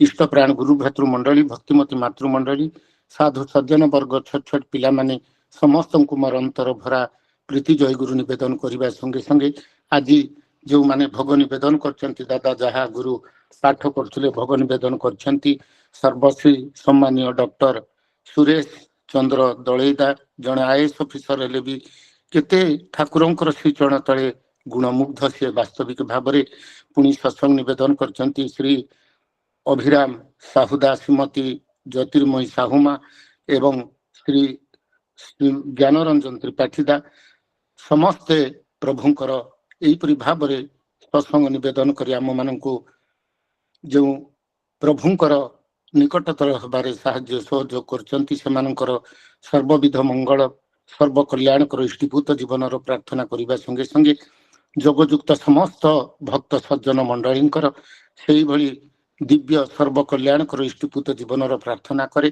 ଅତି ସୁନ୍ଦର ଭାବରେ ସତ୍ସଙ୍ଗରେ ଆଜି ସୁନ୍ଦର ସୁନ୍ଦର ଭଜନ ସୁନ୍ଦର ସୁନ୍ଦର କୀର୍ତ୍ତନ ଆଜି ପରିବେଷଣ କରାଯାଇଛି ଯାହା କୀର୍ତ୍ତନରେ ଦାଦା ଅତି ସୁନ୍ଦର ଭାବରେ ଗାନ କରୁଥିଲେ ହେ ପ୍ରଭୁ ତୁମକୁ ଯଦି ଆମେ ଯଦି ଜୀବନରେ ଗ୍ରହଣ କରିନଥାନ୍ତୁ ତାହେଲେ ଆମ ଏ ଜୀବନ ରୂପକ ତରି ଏ ଭବ ସଂସାରରେ କେଉଁଠାରେ ଯେ ଡୁବି ଯାଇଥାନ୍ତା ଜୀବନଟା ଯେ ଆମର କିଭଳି ଭାବରେ ଯେ ନିର୍ବାପିତ ହେଇଯାଇଥାନ୍ତା ଦୁର୍ଲଭ ମଣିଷ ଜୀବନ ତାର ତୁଳନା ନାହିଁ। ଏହି ପରିପ୍ରେକ୍ଷୀରେ ପରମ ଦୟାଳ ଶ୍ରୀ ଠାକୁର ଆଲୋଚନା ପ୍ରସଙ୍ଗରେ କହୁଛନ୍ତି ଯେ କାହା ଜୀବନରେ ଯଦି ଇଷ୍ଟ ନଥାନ୍ତି ଆଦର୍ଶ ନଥାନ୍ତି ତାହେଲେ ମଣିଷର ଜୀବନଟା କଣ ହେଇଥାନ୍ତା। ଶ୍ରୀ ଠାକୁର କହୁଛନ୍ତି ଯେଉଁମାନଙ୍କ ଜୀବନରେ ଇଷ୍ଟ ବା ଆଦର୍ଶ ନଥାନ୍ତି ତାହେଲେ ସେଇ ମଣିଷର ଅହଂ ବା ଇଗୋଟା ତାର ପ୍ରବୃତ୍ତିରେ ସେ ରେଷ୍ଟ କରେ ଏବଂ ଯେତେବେଳେ ମଣିଷର ଅହଂଟା ପ୍ରବୃତ୍ତି ଝୁଙ୍କା ହେଇଯାଏ ମଣିଷ ସେତେବେଳେ ହିଂସିକାଲ ବା ଖାମଖିଆଲି ହେଇଯାଏ। ସିଏ ଯେ କେତେବେଳେ କେଉଁ ଦିଗରେ ଯିବ କାହାକୁ କଣ କହିବ ଆଉ ନିଜକୁ ବା କେଉଁ ଅବସ୍ଥା ମଧ୍ୟରେ ନେଇ ପକେଇଦବ ତାର ଠିକ ଠିକଣା ନଥାଏ। ତେଣୁକରି ମଣିଷ ଯେତେବେଳେ ଇଷ୍ଟଙ୍କୁ ଗ୍ରହଣ କରେ ଇଷ୍ଟଙ୍କ ସହିତ ଯୋଗଯୁକ୍ତ ହୁଏ ସେ ଜୀବନଟାକୁ ଉପଭୋଗ କରିଥାଏ କିପରି ତାର ଜୀବନରେ ସେ ହୋଇପାରେ ୱାଇଜ ବା ପ୍ରଜ୍ଞାବାନ ହେଇପାରେ ତାର ବ୍ୟକ୍ତିତ୍ୱଟା ମଧୁର ହେଇଯାଏ ଏବଂ ତାର ବ୍ୟକ୍ତିତ୍ୱରେ ଗାମ୍ଭୀର୍ଯ୍ୟ ଏବଂ ଗୁଣରେ ଶକ୍ତିମାନ ହେଇଯାଏ। ତାର ପ୍ରବୃତ୍ତି ଗୁଡ଼ିକ ମଧ୍ୟ ଇଷ୍ଟଙ୍କର ସେବା କରେ। ଇଷ୍ଟ ହେଲେ ଚିର ମଙ୍ଗଳମୟ ସେଥିପାଇଁ ପ୍ରବୃତ୍ତି ଗୁଡ଼ିକ ମଧ୍ୟ ସେତେବେଳେ ନିଜର ଅପରର ମଙ୍ଗଳ ଆବାହନ କରିଥାଏ ସେତେବେଳେ ସେଗୁଡ଼ିକ ଧରି ସେ ଏପରି ଭାବରେ ପ୍ରବୃତ୍ତି ରହେ ତା ଭିତରେ କିନ୍ତୁ ପ୍ରବୃତ୍ତି ଗୁଡ଼ିକ ରିପୁ ହୋଇ ଆଉ ରହେନି ଆଉ ତାକୁ ଦମନ କରିବା ପାଇଁ କସରତ ମଧ୍ୟ କରିବାକୁ ପଡ଼ିବ ନାହିଁ। ତେଣୁକରି ଏଇ ଯେ ଇଷ୍ଟ ଆଦର୍ଶ ସେ ଅବ୍ୟକ୍ତ ହେଇ ମଧ୍ୟ ବ୍ୟକ୍ତ ସେ ସର୍ବବ୍ୟାପ୍ତ ହୋଇ ମଧ୍ୟ ସସୀମ ହେଇକରି ଆସନ୍ତି ଯାହା ସେଦିନ ବୈଷ୍ଣବ କବି ଚଣ୍ଡୀଦାସ ଅତି ସୁନ୍ଦର ଭାବରେ ରଚନା କରିଥିଲେ। ବ୍ରହ୍ମାଣ୍ଡ ବ୍ୟାପିଆ ଅଛଇ ଯେ জন কেহন দেখই তারে প্রেমের প্রীতি যে জন জেনেছে সেই সে পাইতে পারে প্রীতি প্রীতি তিনটি আক্ষর জগত মধ্যে সার রাগ মার্গে যে ভজন করবে প্রাপ্তি হইবে তার। এই যে প্রাপ্তি ଯେଉଁଟାକୁ ଆମର ଆର୍ଯ୍ୟ ମୁନି ଋଷି ମାନେ ଏଇ ଜୀବନରେ ଧର୍ମ ଅର୍ଥ କାମ ମୋକ୍ଷ ଚତୁର୍ବର୍ଗ ଫଳ ପ୍ରାପ୍ତିର କଥା କହିଛନ୍ତି ସେଇ ଚତୁର୍ବର୍ଗର ଫଳ ପ୍ରାପ୍ତି ସେତେବେଳେ ସମ୍ଭବପର ହେଇଥାଏ ଯେତେବେଳେ ମଣିଷ ତାର ଏଇ ଯେ ରିପୁ ବୋଲି କୁହାଯାଉଥିବା ପ୍ରବୃତ୍ତି ଗୁଡ଼ିକୁ କାମ କ୍ରୋଧ ଇତ୍ୟାଦିକୁ ସେ ଯେତେବେଳେ ତାର ମିତ୍ରରେ ପରିଣତ କରିପାରେ ଇଷ୍ଟ ଆଦର୍ଶଙ୍କୁ ପୁରାଣ ପ୍ରବୃତ୍ତିର ଭିତରେ ଦେଇକିରି ଏବଂ ସେତେବେଳେ এই যে তার ବ୍ୟକ୍ତିତ୍ୱ ପ୍ରଜ୍ଞାବାନ ହୁଏ, ମିଷ୍ଟ ହୁଏ, ଗାମ୍ଭୀର୍ଯ୍ୟତା ଥାଏ, ତାର ଯେ ଦୁର୍ବଳତା ତ୍ୟାଗ କରି ସେ ଶକ୍ତିବନ୍ତ ହେଇଯାଏ, ସେତେବେଳେ ମଣିଷ ଏଇଭଳି ଭାବରେ ପ୍ରାପ୍ତିର ପଥରେ ଆଗେଇ ଯାଏ। ସୁତରାଂ ପ୍ରାପ୍ତିର ପଥରେ ଆଗେଇ ଯିବାକୁ ହେଲେ ପରମ ଦୟାଳୁ ଶ୍ରୀ ଠାକୁର କହୁଛନ୍ତି, ତୁମେ ମାନେ ଯେତେବେଳେ ତାଙ୍କୁ ଧରିଲ, ତାଙ୍କର ହେଇ ଉଠିଲ, ଇଷ୍ଟଙ୍କର ମଣିଷ ଯେତେବେଳେ ତୁମେ ହେଇ ଉଠିଲ, ସେତିକି ବେଳେ ତୁମର ପ୍ରତିଟି କର୍ମ, ପ୍ରତିଟି କାର୍ଯ୍ୟ, ପ୍ରତିଟି ଆଚାର, ପ୍ରତିଟି ଆଚରଣ, ପ୍ରତିଟି ବାକ୍ୟ କେବଳ ଇଷ୍ଟ ଯେପରି ଚାହିଁଛନ୍ତି ତାଙ୍କର ମନୋଜ୍ଞ ହେଇ ଉଠିବାକୁ ପଡିବ। ଏବଂ ସେତିକି ବେଳେ ଯାଇକରି ତୁମର ବ୍ୟକ୍ତିତ୍ୱଟା ରୂପ ନବ, ନଚେତ ନୁହେଁ। ସେଦିନର ଗୋଟିଏ କଥା ମନେ ପଡୁଛି। ସେଦିନ ପ୍ରଫୁଲ୍ଲ କୁମାର ଦାସ ପରମ ଦୟାଳୁ ଶ୍ରୀ ଠାକୁରଙ୍କର ଅନୁଲେଖକ, ତାଙ୍କୁ ଗୋଟିଏ ଦାୟିତ୍ୱ ଦେଇଥିଲେ ଶ୍ରୀ ଠାକୁର, ସେ ଭୁଲି ଯାଇଛନ୍ତି। ପରବର୍ତ୍ତୀ ମୁହୂର୍ତ୍ତରେ ପରମ ଦୟାଳୁ ଶ୍ରୀ ଠାକୁର ଯେତେବେଳେ ପ୍ରଫୁଲ୍ଲ ତାଙ୍କୁ ପଚାରୁଛନ୍ତି, ଆରେ ପ୍ରଫୁଲ୍ଲ, ମୁଁ ତୁମକୁ ଯେଉଁ ଦାୟିତ୍ୱଟା ଦେଇଥିଲି ତାହା ତୁମେ ସୁଚାରୁ ରୂପେ ପାଳନ କରୁଛ ନା ନାହିଁ? ପ୍ରଫୁଲ୍ଲ ତା କ୍ଷମା ପ୍ରାର୍ଥନା କରି କହୁଛନ୍ତି, ଠାକୁର, ମୁଁ ତ ଭୁଲି ଯାଇଥିଲି, ଆମେ ଭୁଲି ଯାଇଥିଲା। ପରମ ଦୟାଳୁ ଶ୍ରୀ ଠାକୁର ଭୀଷଣ ଭାବରେ ସେ ରାଗି ଯାଇଛନ୍ତି, କାରଣ ସେ ପରମ ଭକ୍ତ ତାଙ୍କର ଯିଏ, ତାକୁ ତ ସେ ଶ୍ରେଷ୍ଠ ପଥରେ ଆଗେଇ ନେବେ, କିନ୍ତୁ ଭକ୍ତର ଏଇଭଳି ଭୁଲ, ଏଇଭଳି ମିଷ୍ଟେକ୍ ସେ କେବେ କ୍ଷମା ଦେଇ ପାରନ୍ତିନି। ଶ୍ରୀ ଠାକୁର କହୁଛନ୍ତି ଯେ ପ୍ରଫୁଲ୍ଲ, ତୁ ମତେ କ୍ଷମା ମାଗୁଛୁ, ମୁଁ କଣ ତତେ କ୍ଷମା ଦେଇପାରେ? ମୁଁ ତ କ୍ଷମା କରିବାର ମାଲିକ ନୁହେଁ। କଥା ଠିକ ସମୟରେ ପାଳନ ନ କରିବାରୁ ତୁମର ସ୍ନାୟୁ, ତୁମର ମାଂସପେଶୀ, ତୁମର ମନ ମସ୍ତିଷ୍କରେ ଯେଉଁ ବିକୃତିର ରେଖା ସୃଷ୍ଟି ହେଇଗଲା, ତାର ନିରସନ ତୁମକୁ ହିଁ କରିବାକୁ ପଡିବ। ଉପଯୁକ୍ତ ଦାୟିତ୍ୱ ବୋଧକୁ ତୁଲେଇବାର ଭିତର ଦେଇ କଥା ଅନୁସାରେ କରି ଏବଂ ଚାଲି ତୁମର ଶରୀର ବିଧାନରେ ଯଦି ନିଖୁଣ ଚଳଣୀର ଗତିପଥ ସୃଷ୍ଟି ନ ହୁଏ, ତେବେ କିନ୍ତୁ ତୁମେ ଭାରବାହୀ ଗଧ ପରି ହେଇଯିବ। ନିଷ୍ଫଳ ଜାଣିବାର ବୋଝ ନେଇକିରି ତୁମକୁ ପାପର ପଙ୍କରେ ନିମଜ୍ଜିତ ହେବାକୁ ହିଁ ହେବ। ମୁଖେ ଜାନେ ବ୍ୟବହାରେ ନାହିଁ, ସେଇ ଶିକ୍ଷାର ମୁଖେ ଥାଏ। ଅନେକ କଥା ଜାଣିଲେ କଣ ହବ? ଅନେକ କଥା ତୁମେ ଶୁଣୁଛ, ଅନେକ କଥା ତୁମେ ଜାଣୁଛ, କିନ୍ତୁ ବ୍ୟବହାରରେ, ଆଚରଣରେ ଯଦି ତାହାକୁ ଯଦି ଫୁଟେଇ ତୋଳିବନି, ତାହେଲେ ତୁମର ଜୀବନ କଣ ହବ? ନିଷ୍ଫଳ ହେଇଯିବ।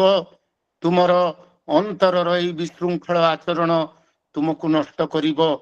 ହେଇ ଦେଖ ପ୍ରକୃତିକୁ, ଏଇ ଯୋଉ ନେଚରକୁ ତୁମେ ଦେଖ, ଏବଂ ପ୍ରକୃତିକୁ ତୁମେ ଯଦି ଦେଖିବ, ତାକୁ ଯଦି ଅବଜର୍ଭ କରିବ, ତାହେଲେ ଏଇ ପ୍ରକୃତିର ଭିତରେ ତ କାଓସ ନାହିଁ, ଅଛି କସ୍ମସ୍। କାଓସ ମାନେ ବିଶୃଙ୍ଖଳା, କସ୍ମସ୍ ମାନେ ଶୃଙ୍ଖଳା।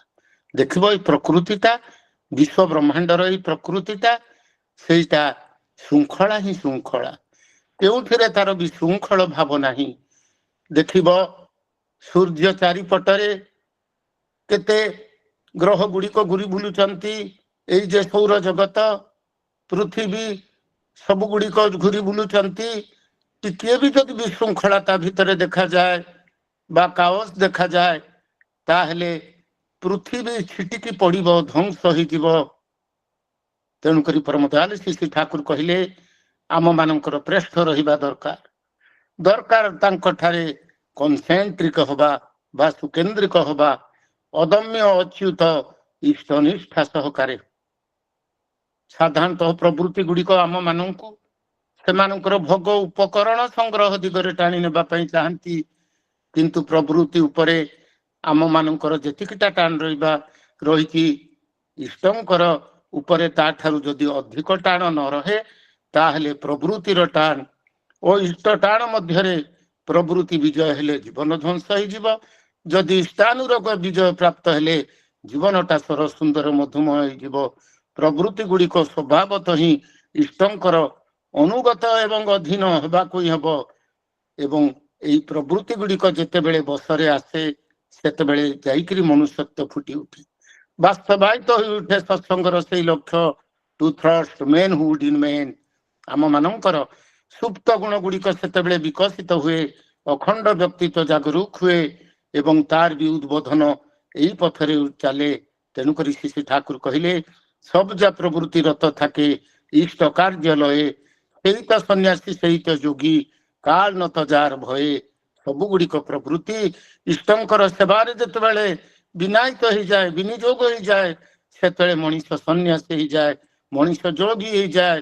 ଯିଏ ପୂର୍ଣ୍ଣ, ତାଙ୍କୁ ଯେତେବେଳେ ଆମେ ସର୍ବବୃତ୍ତି ଦେଇ ଭଲ ପାଉ ଏବଂ ତାଙ୍କୁ ପୂରଣ କରୁ, ସେତେବେଳେ ହିଁ ଆମେ ମାନେ ପରଫେକ୍ସନ ବା ପୂର୍ଣ୍ଣତ୍ୱର ଅଧିକାରୀ ହୋଇପାରୁ। ପରମ ପୂଜ୍ୟପାଦ ଶ୍ରୀ ଦାଦା ସବୁବେଳେ କହନ୍ତି, ନା ଆମେ ଭୋଗୀ, ନା ଆମେ ତ୍ୟାଗୀ, ଆମେ ହଉଛୁ ଯେ ମାନେ ପୂର୍ଣ୍ଣତ୍ୱର ଦିଗର ଅଧିକାରୀ ହେବା ଦିଗରେ ପରଫେକ୍ସନିଷ୍ଟ। ଆମେ ପରଫେକ୍ସନିଷ୍ଟ ହେବା ପାଇଁ ଚେଷ୍ଟା କରିବା। ଆମେ ମାନେ ସବୁ ଦିଗରେ ପରଫେକ୍ଟ ନିଖୁଣ ଚଲାରେ ଚାଲିବାର ପ୍ରୟାସଶୀଳ ହେବା। ସେଦିନର ପରମ ଦୟାଲ ଶ୍ରୀ ଠାକୁରଙ୍କର ଦିବ୍ୟ ଜୀବନର କଥାଟିଏ ମନେ ପଡେ। ସେଦିନ ସତ୍ସଙ୍ଗ ଫିଲାନ୍ଥ୍ରଫିର କେସିୟର ହରେନ ଭଦ୍ରଦା, ମନ ତାଙ୍କର ଅତ୍ୟନ୍ତ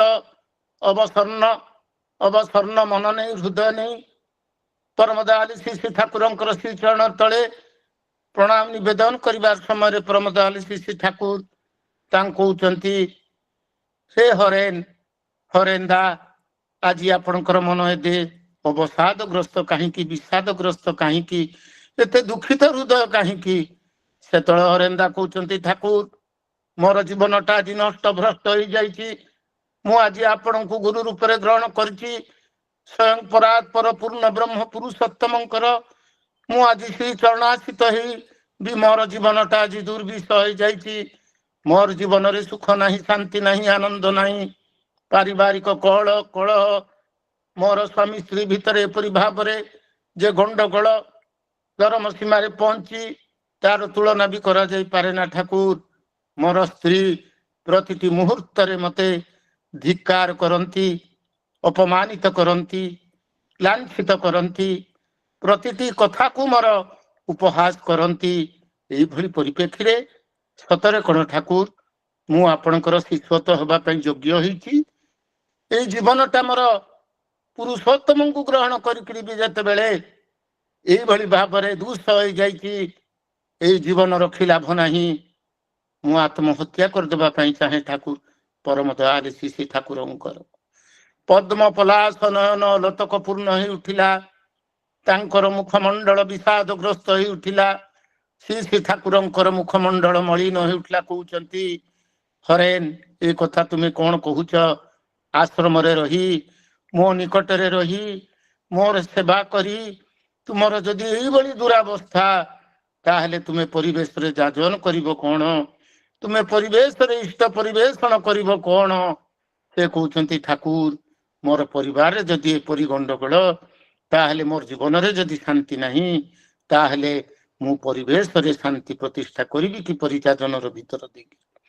ସେତେବେଳେ ପରମ ଦୟାଲ ଶ୍ରୀ ଠାକୁର ଅନେକ ଭାବରେ ବୁଝେଇଛନ୍ତି ହରେନ ଦାଙ୍କୁ।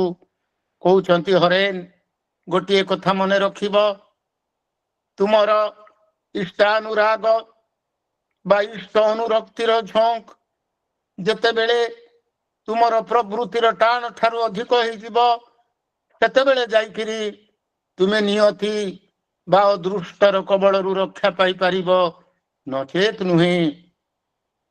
ମାନେ ଆମେ ମାନେ ଦୁଃଖ ପାଉଛେ, କଷ୍ଟ ପାଉଛେ, ଗ୍ରହାଭିଭୂତ ହଉଛେ ଏବଂ ଏଇ ଯୋଉ ନିୟତି, ଅଦୃଷ୍ଟ, ଭାଗ୍ୟ, ଗ୍ରହ ଦୋଷ ତାର କବଳରେ ପଡି ଯାଉଛେ, ତାର ଏକମାତ୍ର କାରଣ ହେଲା ଆମେ ମାନଙ୍କର ପ୍ରବୃତ୍ତିର ଝୁଙ୍କା ଅଧିକ ହେଇଯାଉଛି।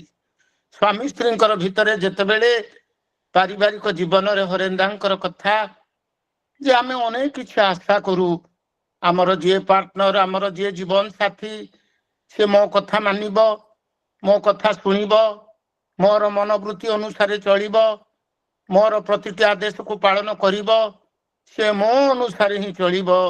ମୁଁ ନେଇକିରି, ମୁକାର ନେଇକିରି, ଅହଙ୍କାର ନେଇକିରି ଆମେ ବ୍ୟସ୍ତ।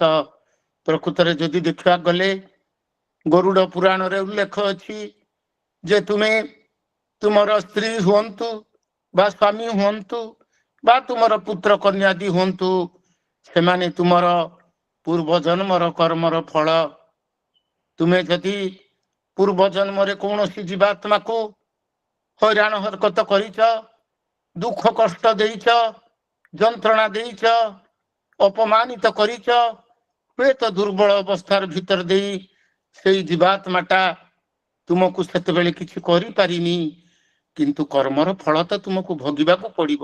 ଏଇ ଯୋଉ ସଂସାରରେ ସାଂଖ୍ୟ ଦର୍ଶନର ଅନୁସାରେ ମହର୍ଷି କପିଳ କହନ୍ତି ଯେ ସବୁବେଳେ ଆମକୁ ଯେ ଯେଉଁ ବି ଫଳ ଆମକୁ ମିଳୁଛି ତା ପଛରେ କିଛି ମାନେ କାରଣ ରହିଛି।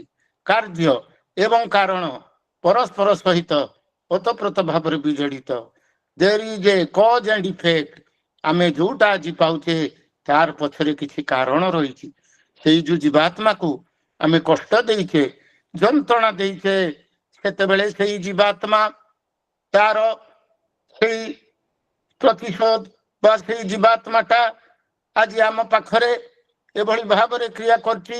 ହୁଏତ ସେ ସ୍ତ୍ରୀ ରୂପରେ ଆସିଛି, ହୁଏତ ପୁତ୍ର କନ୍ୟା ରୂପରେ ବି ସେ ଆମ ପାଖରେ ଆସିଛନ୍ତି ଏବଂ ସେମାନଙ୍କ କର୍ତ୍ତୃକ ପାଉ ଏପରି ଭାବରେ ଯନ୍ତ୍ରଣା, ଏଭଳି ଭାବରେ ଅପମାନ, ଏପରି ଭାବରେ ଲାଞ୍ଛନା। ତେଣୁକରି ଗରୁଡ଼ ପୁରାଣରେ କୁହାଯାଇଛି ଯଦି ତୁମର ଜୀବନ ସାଥୀ ଯଦି ତୁମକୁ କଷ୍ଟ ଦଉଛନ୍ତି, ଚାହେ ସେ ସ୍ତ୍ରୀ ହୁଅନ୍ତୁ ବା ସ୍ୱାମୀ ହୁଅନ୍ତୁ, ସ୍ତ୍ରୀ କର୍କଶ ଭାଷିଣୀ ହେଇପାରନ୍ତି, ଅତ୍ୟାଚାରିଣୀ ହେଇପାରନ୍ତି, ବା ସ୍ୱାମୀ ଯଦି ତୁମର ଅତ୍ୟାଚାରୀ ହୁଅନ୍ତି, ଏଇଭଳି କଠିନ ଜୀବନ ସାଥୀ ଯାହାକୁ ମିଳିଛି, ସେତେବେଳେ ତୁମେମାନଙ୍କୁ ଯେତେବେଳେ ଏଇ ଯନ୍ତ୍ରଣା ସେମାନେ ଦିଅନ୍ତି ସେତେବେଳେ ତୁମକୁ ସହିବାକୁ ପଡିବ। ତୁମର ସ୍ତ୍ରୀ ଯଦି କେତେବେଳେ ତୁମକୁ ଅପମାନ ବ୍ୟଞ୍ଜକ କର୍କଶ ଭାଷା କହୁଛନ୍ତି, ସେତେବେଳେ ଦୀର୍ଘ ନିଶ୍ୱାସଟିଏ ଛାଡ଼ିବ ବା ହିସାବ ବରାବର ହେଇଗଲା, କହିବା ଖବ ମନରେ ହିସାବ ବରାବର ହୋଇଗଲା। ହୁଏତ ମୁଁ ତ ଏଇ ଜନ୍ମରେ ମୋର ଜୀବନର ଚଲା ପଥରେ ମୋର ସ୍ତ୍ରୀକୁ ସବୁ କିଛି ଦିଗ ଦେଇ ମୁଁ ତାଙ୍କୁ ଭଲ ପାଇଛି, ପ୍ରେମ କରିଛି, ପୂରଣ କରିବାକୁ ଚେଷ୍ଟା କରିଛି, ବା ଜଣେ ସ୍ତ୍ରୀ ତାଙ୍କ ସ୍ୱାମୀଙ୍କୁ ସେବା ଦେଇଛନ୍ତି, ପରିଚର୍ଯା ଦେଇଛନ୍ତି, ଜୀବନ ଦେଇ ଭଲ ପାଇବା ପାଇଁ ଅଭ୍ୟାସ କରିଛନ୍ତି। କିନ୍ତୁ ସ୍ୱାମୀ ଯଦି ଅତ୍ୟାଚାରୀ ହଉଛନ୍ତି ସେତେବେଳେ ସହି ନେବାକୁ ପଡିବ। ହୃଦୟରେ ଗୋଟିଏ ବି ମାନେ ଯାହାକୁ କହନ୍ତି ଯେ ଅନଡିଜାଇରେବୁଲ ଆଚରଣ ଯେତେବେଳେ ସେମାନେ ଦେଖାଉଛନ୍ତି, କର୍କଶ ଆଚରଣ ଯେତେବେଳେ ସେମାନେ ଦେଖାଉଛନ୍ତି, ସେତେବେଳେ ମନରେ ଦୀର୍ଘ ଶ୍ୱାସ ପକେଇବାକୁ ପଡିବ ଯେ ଯାହା ହଉ ହିସାବ ବରାବର ହେଇଗଲା। ହୁଏତ କ୍ରିୟମାଣ କର୍ମରେ ଏଇ ଜନ୍ମରେ ମୁଁ ତାଙ୍କ ପ୍ରତି କିଛି ଅନ୍ୟାୟ ଆଚରଣ କରିନି, କିନ୍ତୁ ସେ ମୋର ହୃଦୟର କଥା ବୁଝିପାରନ୍ତିନି, ମୋର ମନର କଥା ବୁଝିପାରନ୍ତିନି। ଏଇଭଳି ଭାବରେ ସିଏ ମତେ ଅତ୍ୟାଚାର କରୁଛନ୍ତି। ଭାବିବାକୁ ପଡିବ, ହେ ଜୀବାତ୍ମା, ମୁଁ ତୁମକୁ କେଉଁ ଜନ୍ମରେ ହୁଏତ କିଭଳି ଭାବରେ ଏଇଭଳି ଅତ୍ୟାଚାର କରିଥିଲି, ଯାହାର ଫଳଶ୍ରୁତି ସ୍ୱରୂପ ତୁମେ ମତେ ଏଇ ଜନ୍ମରେ ଏଭଳି ଭାବରେ ଆଚରଣ ଦେଖେଇଛ, ଯାହା ହଉ ହିସାବ ବରାବର ହେଇଗଲା। ସାଂସାରିକ ଜୀବନରେ ହୁଏତ ଏଇଟା ଦୁଃଖ କଷ୍ଟ ଯନ୍ତ୍ରଣା ଗରୁଡ଼ ପୁରାଣରେ ଲେଖାଇଛି। ହୁଏତ ସାଂସାରିକ ଜୀବନରେ ହୁଏତ ଆମକୁ ଏଇଟା ଅତ୍ୟନ୍ତ ଦୁଃଖ, ଅତ୍ୟନ୍ତ କଷ୍ଟ ଯନ୍ତ୍ରଣା ମନେ ହୁଏ, କିନ୍ତୁ ଆଧ୍ୟାତ୍ମିକ ଯୁଗରେ ହେ ଜୀବାତ୍ମା ତୁମେ ମନେ ରଖ, ଏଇଟା ତୁମକୁ ଉଚ୍ଚତର ପିଢିରେ ଅଗ୍ରସର କରିବା ପାଇଁ ଆଗେଇ ନେଉଛି। ଏବଂ ଯେତେବେଳେ ତୁମର ଜୀବନ ସାଥୀ ଏହିପରି ଭାବରେ ତୁମକୁ ଦୁର୍ବ୍ୟବହାର କରନ୍ତି, ଅତ୍ୟାଚାର ଲାଞ୍ଛନା ଦିଅନ୍ତି, ସେତେବେଳେ ତୁମେ ଯେ ଉଚ୍ଚତର ଦିଗରେ ହିଁ ଆଗେଇ ଯାଉଛ। ଯେତେବେଳେ ତୁମେ ସହି ନେବ, କାରଣ ସୁବର୍ଣ୍ଣଟା ସୁନାଟା ଯେତେବେଳେ ମଳିନ ହେଇଯାଏ, ତାକୁ ଯେତେବେଳେ ଅଗ୍ନିରେ ପୋଡେଇ ଦିଆଯାଏ, ସୁବର୍ଣ୍ଣକୁ ଯେତେ ଅଗ୍ନିରେ ବିଦଗ୍ଧ କରାଯାଏ, ସୁବର୍ଣ୍ଣଟା ସେତେ ସୁନାଟା ସେତେ ଜାଜ୍ୱଲ୍ୟମାନ ହେଇ ଚକଚକ କରେ। ଠିକ ସେଇପରି ଭାବରେ ଏଇ ଯେ ଜୀବାତ୍ମା ଆମେ ଦୁଃଖ ପାଉ, କଷ୍ଟ ପାଉ, ନିଜର ସ୍ତ୍ରୀ ଦ୍ଵାରା ହଉ, ସ୍ୱାମୀ ଦ୍ଵାରା ହଉ, ବା ପୁତ୍ର କନ୍ୟା ଦ୍ଵାରା ହଉ, ସେତେବେଳେ ହୁଏତ ଆମର କର୍ମ ଫଳ ଗୁଡିକ କଟି କଟି କଟି କଟି ଗଲା ଏବଂ ଆମେ ଶୁଦ୍ଧ ସୁବର୍ଣ୍ଣ ପରି ଜାଜ୍ୱଲ୍ୟମାନ ହେଇଯାଉ। ଆମ ଜୀବାତ୍ମାଟା ଉନ୍ନତି ପଥରେ, ମୁକ୍ତିର ପଥରେ ହିଁ ଅଗ୍ରସର ହଉଛି। ସୁତରାଂ ଯେତେବେଳେ ଏହିପରି ଭାବରେ ଥରେ ଚିନ୍ତା କରି ଦେଖନ୍ତୁ, ଏହିପରି ଆମର ଜୀବନ ସାଥୀ ଯେତେବେଳେ ଆମକୁ କଷ୍ଟ ଦଉଛନ୍ତି, ଯନ୍ତ୍ରଣା ଦଉଛି ବୋଲି ସାଂସାରିକ ଭାବରେ ଆମେ ମନେ କରୁ, ଥରେ ଯେତେବେଳେ ସେ ଯଦି ଶୋଇ ଯାଇଥିବେ, ସେ ଯେତେବେଳେ ସୁଷୁପ୍ତିର କୋଳରେ ଥିବେ, ଥରେ ତାଙ୍କ ଆଡକୁ ଦେଖନ୍ତୁ ଏବଂ ସେ ଯେତେବେଳେ ଶୋଇ ଯାଇଛନ୍ତି ପ୍ରଶାନ୍ତ ଚିତ୍ତରେ, ତାଙ୍କର ଶରୀରକୁ ଦେଖନ୍ତୁନି, ତାଙ୍କ ଭିତରେ ଥିବା ଆତ୍ମାକୁ ଦେଖନ୍ତୁ ଏବଂ ମନେ କରନ୍ତୁ, ହେ ଜୀବାତ୍ମା, ମୁଁ ତୁମକୁ କଣ ବା କଷ୍ଟ ଦେଇଛି, ଯନ୍ତ୍ରଣା ଦେଇଛି, ଯାହାର ଫଳରେ ତୁମେ ଆଜି ମତେ ଗ୍ରହଣ କରିପାରୁନାହଁ, ସ୍ୱୀକାର କରିପାରୁନାହଁ ଏବଂ ତୁମେ ମତେ ଭଲ ବି ପାଇପାର ନା ଏବଂ ତୁମେ ମତେ ଏଇପରି ଅନେକ କଥା କହୁଛ। ସେତେବେଳେ ପରମ ପିତାଙ୍କର ପାଖରେ ଈଶ୍ୱରଙ୍କର ପାଖରେ ପ୍ରାର୍ଥନା କରିବାକୁ ପଡିବ। ହେ ଜୀବାତ୍ମା, ମୁଁ ତୁମକୁ ଯେଉଁ କଷ୍ଟ ଦୁଃଖ ଜଳା ଯନ୍ତ୍ରଣା ବି ଯଦି ଦେଇଛି କେଉଁ ଜନ୍ମରେ, ତାହେଲେ ମତେ କ୍ଷମା କରିଦିଅ। ଆଉ ମତେ ଏଇ ଯେ ଋଣାଣ ବନ୍ଧନ ଏଇଥିରୁ ମୁକ୍ତି କର। କାରଣ ଆମର ଜୀବନଟା ପ୍ରତ୍ୟେକ ରିଲେସନ, ସ୍ୱାମୀ ସ୍ତ୍ରୀ ପୁତ୍ର କନ୍ୟା ବନ୍ଧୁ ଯାହା ବି ହଉ, ସବୁ କିଛି ଭିତରେ ରହିଛି ଋଣାଣ ବନ୍ଧନ, ମାନେ ଋଣ ଏବଂ ତାର ବନ୍ଧନ। ହୁଏତ ଆମେ କାହାକୁ କଷ୍ଟ ଦେଇଛେ, ସେ ଆମକୁ ସେଇ ଋଣଟା ରହିଛି, ଏଇ ଜନ୍ମରେ ସୁଝେଇବାକୁ ପଡିବ। ସେଇ ବନ୍ଧନରେ ବନ୍ଧିତ ହେଇଯାଇଛେ। କିନ୍ତୁ ଗରୁଡ ପୁରାଣ ଲେଖା ହେଇଛି, ମୁକ୍ତ କଣ୍ଠରେ ସ୍ୱୀକାର କର ତୁମେ ହେ ଜୀବାତ୍ମା, ମୁଁ ତୁମକୁ ଯେଉଁ କଷ୍ଟ ଦେଇଥିଲି, ଜ୍ୱାଳା ଯନ୍ତ୍ରଣା ହୁଏତ କେଉଁ ଜନ୍ମରେ ଦେଇଥିଲି, ତାହେଲେ ମତେ କ୍ଷମା କରିଦିଅ। ଏହିପରି ଭାବରେ ପ୍ରେମର ଭାବରେ କ୍ଷମାଶୀଳ ଢଙ୍ଗରେ ଯେତେବେଳେ ତୁମେ ପ୍ରାର୍ଥନା କରିବ, ଦେଖିବ ସେଇ ବନ୍ଧନରୁ ତୁମେ ମୁକ୍ତ ହେଇଯିବ। ତୁମେ ଆଧ୍ୟାତ୍ମିକ ଯୁଗରେ ଉନ୍ନତି ପଥରେ ଅଗ୍ରସର ହେଇକରି ଚାଲିବ।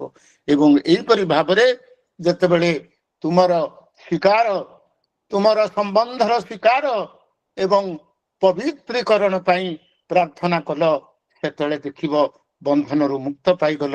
ଏବଂ ଆସ୍ତେ ଆସ୍ତେ ସେଇ ଜୀବାତ୍ମାର ମନୋଭାବ ବି ତୁମ ଦିଗରେ ପରିବର୍ତ୍ତନ ହେଇଯିବ। ହୁଏତ ଆଜି ଯିଏ କର୍କଶ ଭାଷିଣୀ, କଟୁ ଭାଷିଣୀ, ଅତ୍ୟାଚାରିଣୀ ସ୍ତ୍ରୀ, ହୁଏତ ସେ ପରବର୍ତ୍ତୀ ମୁହୂର୍ତ୍ତରେ ସେବା କଟୁ ସ୍ତ୍ରୀରେ ରୂପାନ୍ତରିତ ହେଇଯାଉଛନ୍ତି।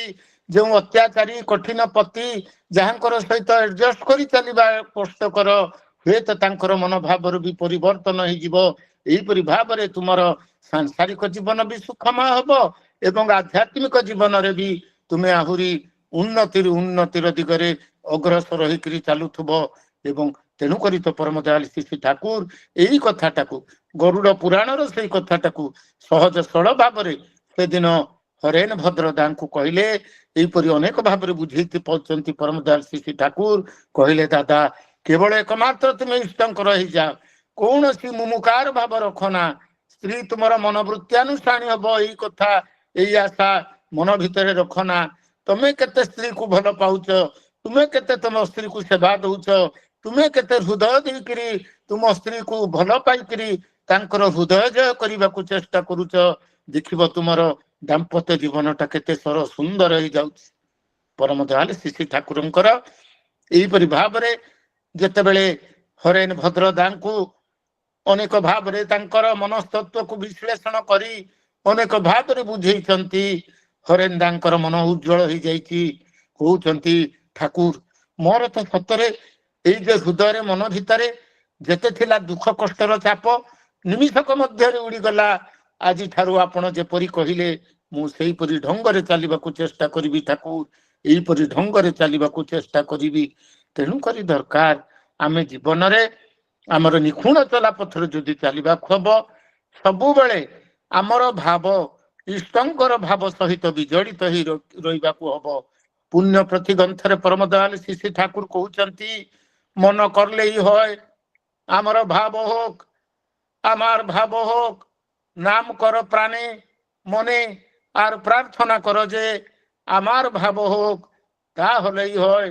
ইচ্ছা করলেই হয়, নাম করিব প্রাণে প্রাণে মনে মনে প্রার্থনা করিବାକୁ হবে। হে প্রভু, ମୁଁ ମୋର ଭାବ ଆପଣଙ୍କର ଯେଉଁ ଭାବ, ମୋର ଭାବ ତାହା ହିଁ ହେଉ ପ୍ରଭୁ।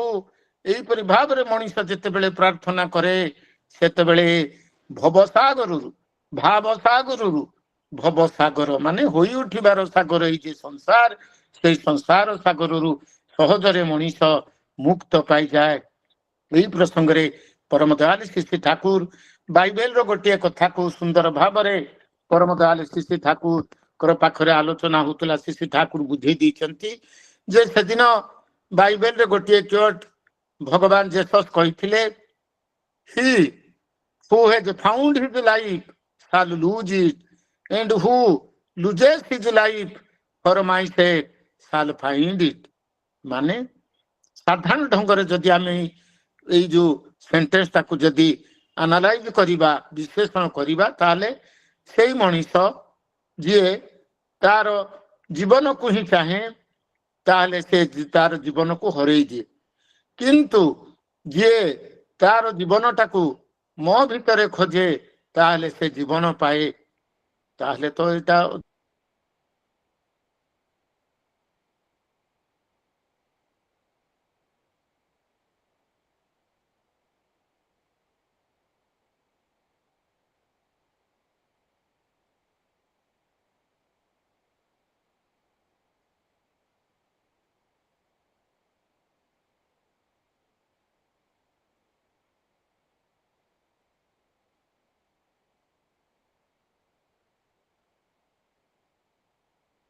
ତାଙ୍କ ପାଇଁ ଉତ୍ସର୍ଗୀକୃତ କରିଦିଏ।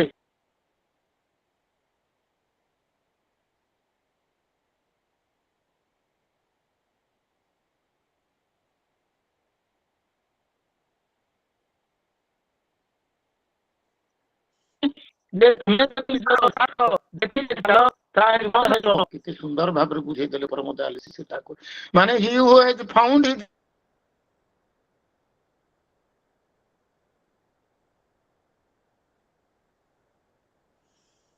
ଭଏସଟା ଆଜ୍ଞା ଆପଣଙ୍କର କଟି କଟି ଯାଉଛି। ଭଏସଟା ଆସୁନି, ଭଏସ କଟି ଯାଉଛି।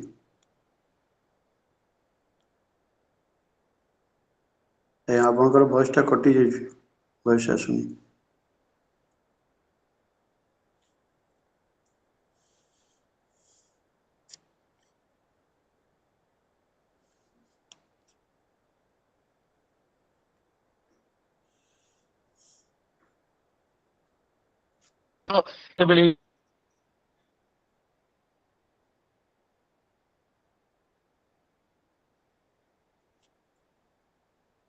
ଆପଣ ଭଏସ ଆସୁନି, ଭଏସ କଟି ଯାଉଛି।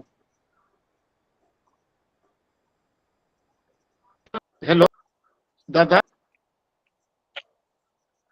ହଁ ଭଏସ ଆସୁନି କି ଭଏସଟା ଦାଦା? ଏବେ ଆସିଲା। ହଁ, ଆମେ ମଣିଷକୁ ଯେତେ ଖୁସି କରିବାକୁ ଚେଷ୍ଟା କରିବା, ଇଷ୍ଟ ମଧ୍ୟ ସେତେ ଖୁସି ହେବେ। ନିଜର ବ୍ୟବହାର ଦେଇ ସେମାନେ ଯେପରି ଇଷ୍ଟ ପୂଜା କରି ଚାଲନ୍ତି, ଆମେ ଯେମିତି ଇଷ୍ଟଙ୍କୁ ଭଲ ପାଇବା, ପରିବେଶକୁ ଭଲ ପାଇ ସେମାନଙ୍କୁ ବି ଯେତେବେଳେ ଇଷ୍ଟଙ୍କର ମଣିଷ ଗଢି ତୋଳିବା, ସେତେବେଳେ ଯାଇ ଜୀବନ ସୁନ୍ଦର ହୁଏ। ଶେଷରେ ଗୋଟିଏ କଥା କହି ସମତ ହେଇଗଲାଣି। ଗୋଟିଏ କଥା କହିବା ଶେଷ ରଖୁଛି। ସେଦିନ ଏଇ ପରିପ୍ରେକ୍ଷୀରେ ସ୍ୱସ୍ତନୀ ସମ୍ବନ୍ଧରେ ପରମ ପୂଜ୍ୟପାଦ ସିପେଇଦା ଗୋଟିଏ କଥା କହୁଥିଲେ ଯେ ଆମେ ଅନେକ ସମୟରେ ଆନନ୍ଦ ବଜାରରେ ଯେତେବେଳେ ଖାଇ ବସୁ, ସାଧାରଣତଃ ସେତେବେଳେ ଦେଖାଯାଏ ଇଏ ଭାତ ଛୁଇଁ ଦେଲା, ଏ ତା ଫୋପାଡ ଭାତ, ସେ ଭାତକୁ ସେ ଡେକ୍ଚିକୁ ଅଲଗା କରି ରଖିଦିଅ, ତା ଠାରୁ ଦୂରେଇ ଯାଅ। କାହାର କପଡା ଯଦି ବାଜିଗଲା ଆମ ଦେହରେ ଆନନ୍ଦ ବଜାରରେ ଖାଇ ବସିବା ବେଳେ, ସେତେବେଳେ ହଠାତ୍ ଆମେ କହୁ ଯେ ତାର କପଡା ବାଜିଗଲା, ଆମେ ଉଠି ପଡିବା। ଏହିପରି ଭାବରେ ଯେତେବେଳେ ବିଭିନ୍ନ ଜିନିଷକୁ ଲକ୍ଷ୍ୟ କରାଯାଏ, ସେତେବେଳେ ପୂଜ୍ୟପାଦ ସିପେଇଦା ଗୋଟିଏ ସୁନ୍ଦର କଥା କହିଲେ।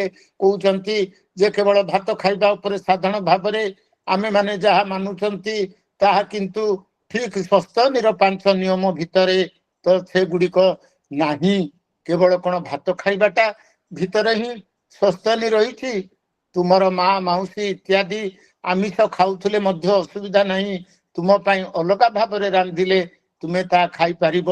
ଭାତ ବାଡୁ ବାଡୁ କିଏ ଛୁଇଁ ଦେଲେ ସେଥିରେ କିଛି ଲାଗିଯାଏନି। ଅସଲ କଥା ହେଲା ଯିଏ ରାନ୍ଧୁଛି ତାର ମନୋଭାବ କଣ? ବ୍ରାହ୍ମଣ ଯଦି ଅସଦାଚାରୀ ହୋଇଥିବ ତାର ହାତରୁ ଖାଇବ ନାହିଁ। ତ କହିଲେ ବିପ୍ର ଯଦି କଦାଚାରୀ ଶୀଳ ସଦାହରା, ତାদের ହାତରେ ଦତ୍ତ ନବ ବିଷର ଧାରା। ଶୁଭୁଛି ଦାଦା? ଶୁଭୁଛି। ହଁ ହଁ, ତେଣୁକରି ଏହିପରି ଭାବରେ ବ୍ରାହ୍ମଣ ଯଦି ଅସଦାଚାରୀ ହେଇଥିବେ ତା ହାତରୁ ତୁମେ ତାହା ଖାଇ ନ ପାର।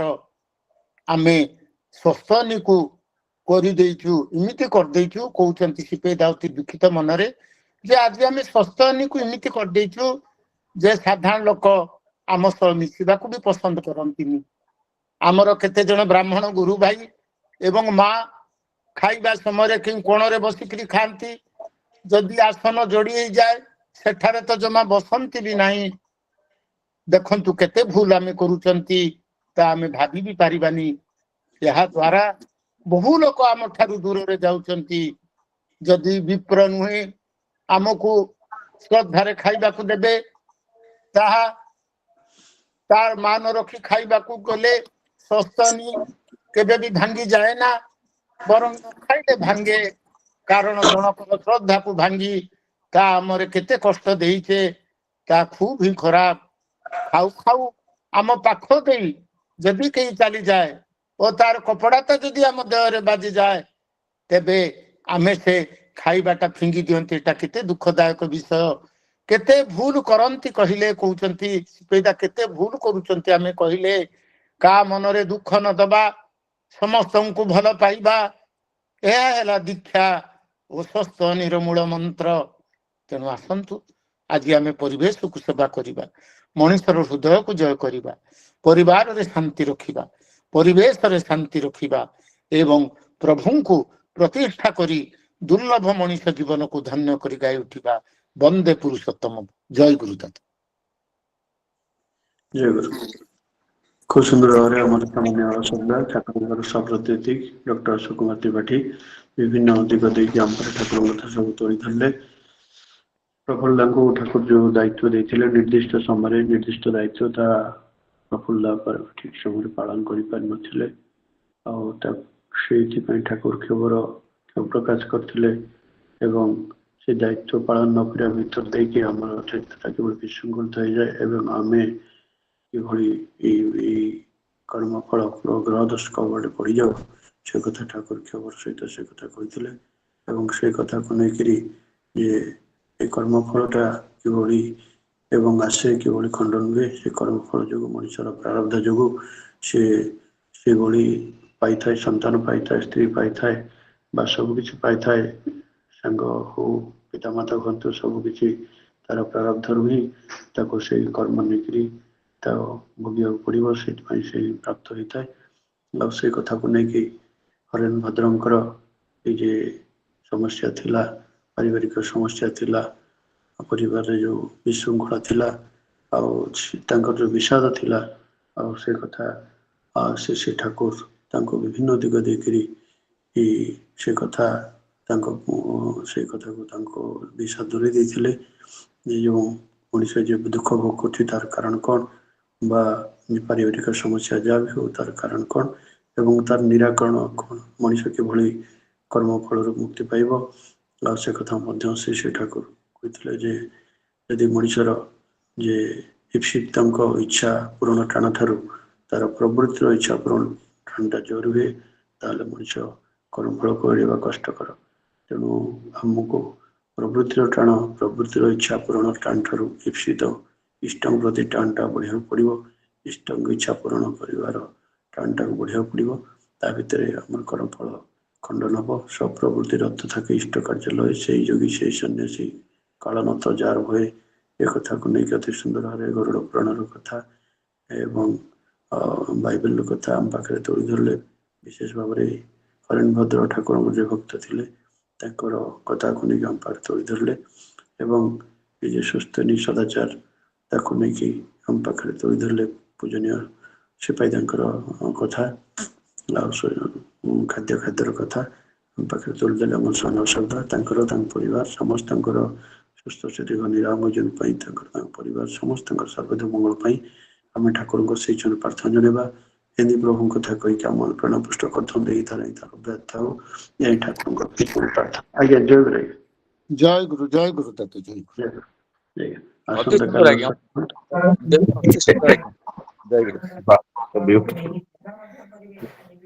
ଆଉ କିଛି ରହିଲା ନା ସରିଲା।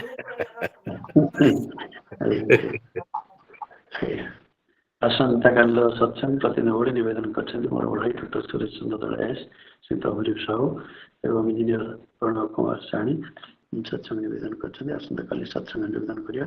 ବର୍ତ୍ତମାନ ଆମର ସଦ୍ୟ ପବିତ୍ର ହୋଇ ପବିତ୍ର କୁମାର ସାହୁ ସମାପନୀ ସଙ୍ଗୀତ ପରିବେଷଣ କରି ଧ୍ୱନି ଦେଇ ସତ୍ସଙ୍ଗ ସମାପନ। ଜୟ ଗୁରୁ, ଜୟ ଗୁରୁ, ଜୟ ଗୁରୁ।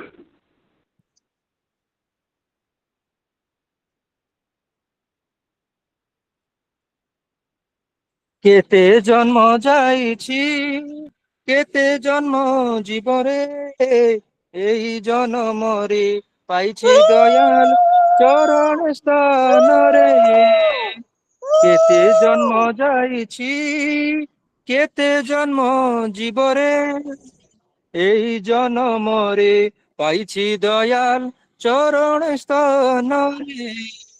ଆଜି ଧନ୍ୟ ଧନ୍ୟ ଧନ୍ୟରେ ଏ ଜୀବନ ଧନ୍ୟରେ, ଆଜି ଧନ୍ୟ ଧନ୍ୟ ଧନ୍ୟରେ ଏ ଜୀବନ ଧନ୍ୟରେ। କେତେ ଜନ୍ମ ଯାଇଛି କେତେ ଜନ୍ମ ଜୀବରେ ଏଇ ଜନ୍ମରେ ପାଇଛି ଦୟାଲ ଚରଣ ସ୍ଥାନରେ। ଦୟାଲ ଯେଉଁଠି ମୃତ୍ୟୁ ସେଠାରୁ ଦୂରେଇ ଯାଇଛି, ଦୟାଲ ଯେଉଁଠି ମୃତ୍ୟୁ ସେଠାରୁ ଦୂରେଇ ଯାଇଛି।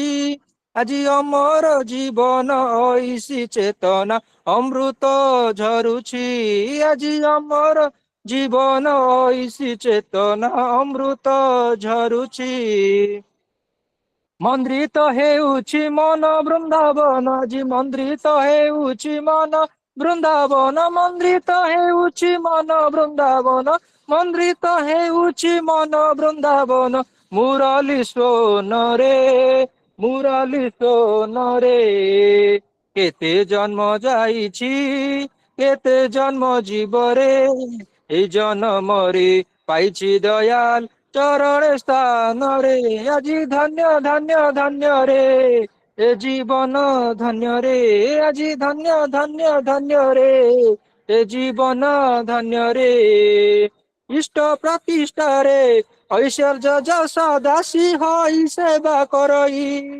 ইষ্ট প্রতিষ্ঠারে ঐশ্বর্য যশ দাসী হই সেবা করই সর্বদেবা দেবী তীর্থ শ্রী পয়রে দর্শন মিলাই আজি সর্বদেবা দেবী তীর্থ শ্রী পয়রে দর্শন মিলাই অধরু নিঃসৃত অমৃত কণ্ঠ আজি অধরু নিঃসৃত অমৃত কণ্ঠ କରୁଅଛି ପାନରେ କରୁଅଛି ପାନରେ ଆଜି ଧନ୍ୟ ଧନ୍ୟ ଧନ୍ୟ ରେ ଏ ଜୀବନ ଧନ୍ୟ ରେ ଆଜି ଧନ୍ୟ ଧନ୍ୟ ଧନ୍ୟ ରେ ଏ ଜୀବନ ଧନ୍ୟ ରେ କେତେ ଜନ୍ମ ଯାଇଛି କେତେ ଜନ୍ମ ଜୀବରେ এই জন্মরে পাইছি দয়াল চরণ স্থাନରେ বান্ধিଛନ୍ତି বিভু বিশ্বজনଙ୍କୁ নাମ ପ୍ରେମ ଡୋରରେ ଆଜି ଦୟାଲ ବାନ୍ଧିଛନ୍ତି ବିଶ୍ୱଜନଙ୍କୁ ନାମ ପ୍ରେମ ଡୋରରେ ପ୍ରତି ଗୃହାଙ୍ଗନ ପରମ ପିତାଙ୍କ ପବିତ୍ର ମନ୍ଦିରରେ ଆଜି ପ୍ରତି ଗୃହାଙ୍ଗନ ପରମ ପିତାଙ୍କ ପବିତ୍ର ମନ୍ଦିରରେ ଭକ୍ତ ହୃଦୟ ଲୀଳାମୟଙ୍କର ଆଜି ଭକ୍ତ ହୃଦୟ ଲୀଳାମୟଙ୍କର ଭକ୍ତ ହୃଦୟ ଲୀଳାମୟଙ୍କର ଆଜି ଭକ୍ତ ହୃଦୟ ଲୀଳାମୟଙ୍କର ନିତ୍ୟ ନିକେତନରେ ନିତ୍ୟ ନିକେତନରେ ଆଜି ଧନ୍ୟ ଧନ୍ୟ ଧନ୍ୟ ରେ ଏ ଜୀବନ ଧନ୍ୟ ରେ ଆଜି ଧନ୍ୟ ଧନ୍ୟ ଧନ୍ୟ ରେ ଏ ଜୀବନ ଧନ୍ୟ ରେ କେତେ ଜନ୍ମ ଯାଇଛି କେତେ ଜନ୍ମ ଜୀବରେ এই জন্মরে পাইছি দয়াল চরণ স্থানরে কেতে জন্ম যাইছি কেতে জন্ম জীবরে এই জন্মরে পাইছি দয়াল চরণে স্থানরে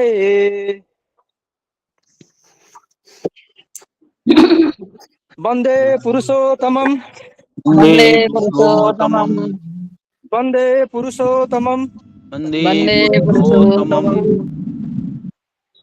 বন্দে পুরুষোত্তমম वन्दे वन्दे पुरुषोत्तमम् पुरुषोत्तमम् परम प्रेम श्री ठाकुर अनुकूल चंद्र जी की जय जय परम प्रेम श्री ठाकुर अनुकूल चंद्र जी की जय परम प्रेम श्री ठाकुर अनुकूल चंद्र जी की जय परम जय जगतजननी श्री बड़ माँ की जो नहीं जने जय परम आराध्य जगतजननी श्री बड़ माँ की जय परम आराध्य जगतजननी श्री जय सब तो अच्छे नहीं रखे रिक्स बड़ा माँ की रिक्स का मुझे देना वाला नहीं हो श्री बड़दा की परम कल गुल्लू का फाइल जय सेट पे श्री बड़दा की पानी श्री बड़दा की बोला नहीं जय परम जय श्री आचार्य देव की और भी खड़िया जय परम श्री आचार्य देव की श्री आचार्य जय देव की संग की संग की वन्दे आत्मरोन् वन्दे आत्मवदान् वंदे कृष्ण देवतं जयतम्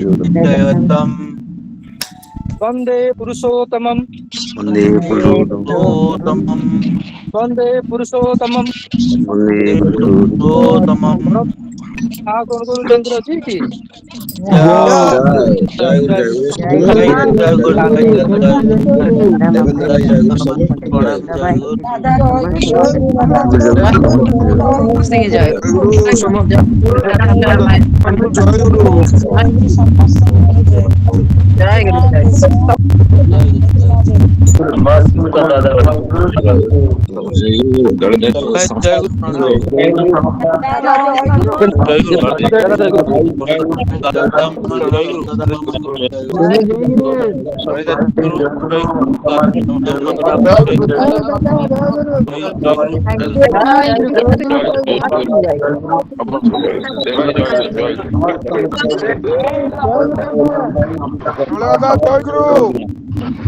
ଜୟଗୁରୁ ପଙ୍କଜ ଭାଇ, ଜୟଗୁରୁ ପଙ୍କଜ ଭାଇ, ସମସ୍ତଙ୍କ ଜୟଗୁରୁ। ଜୁନୁମା, ତପୋଇମା,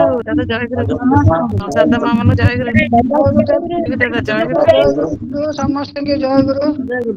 ସୁଖତମା ଜୟଗୁରୁ, ସମସ୍ତଙ୍କୁ ଲାଲ ଭାଇ ଜୟଗୁରୁ, ପୁଷ୍ପତମା ଜୟଗୁରୁ, ଅଞ୍ଜଳି ମା ଜୟଗ ଭାଇ ଜୟଗୁରୁ, ଜୟଗୁରୁ ଜୟଗୁରୁ ହେମାକିନି ମା, ପରିଣୀ ମା, ସମସ୍ତଙ୍କୁ ଜୟଗୁରୁ। ସରସ୍ୱତୀ ମା ଜୟଗୁରୁ, ମୁଟୁ ଭାଇ ଜୟଗୁରୁ, ସମସ୍ତଙ୍କୁ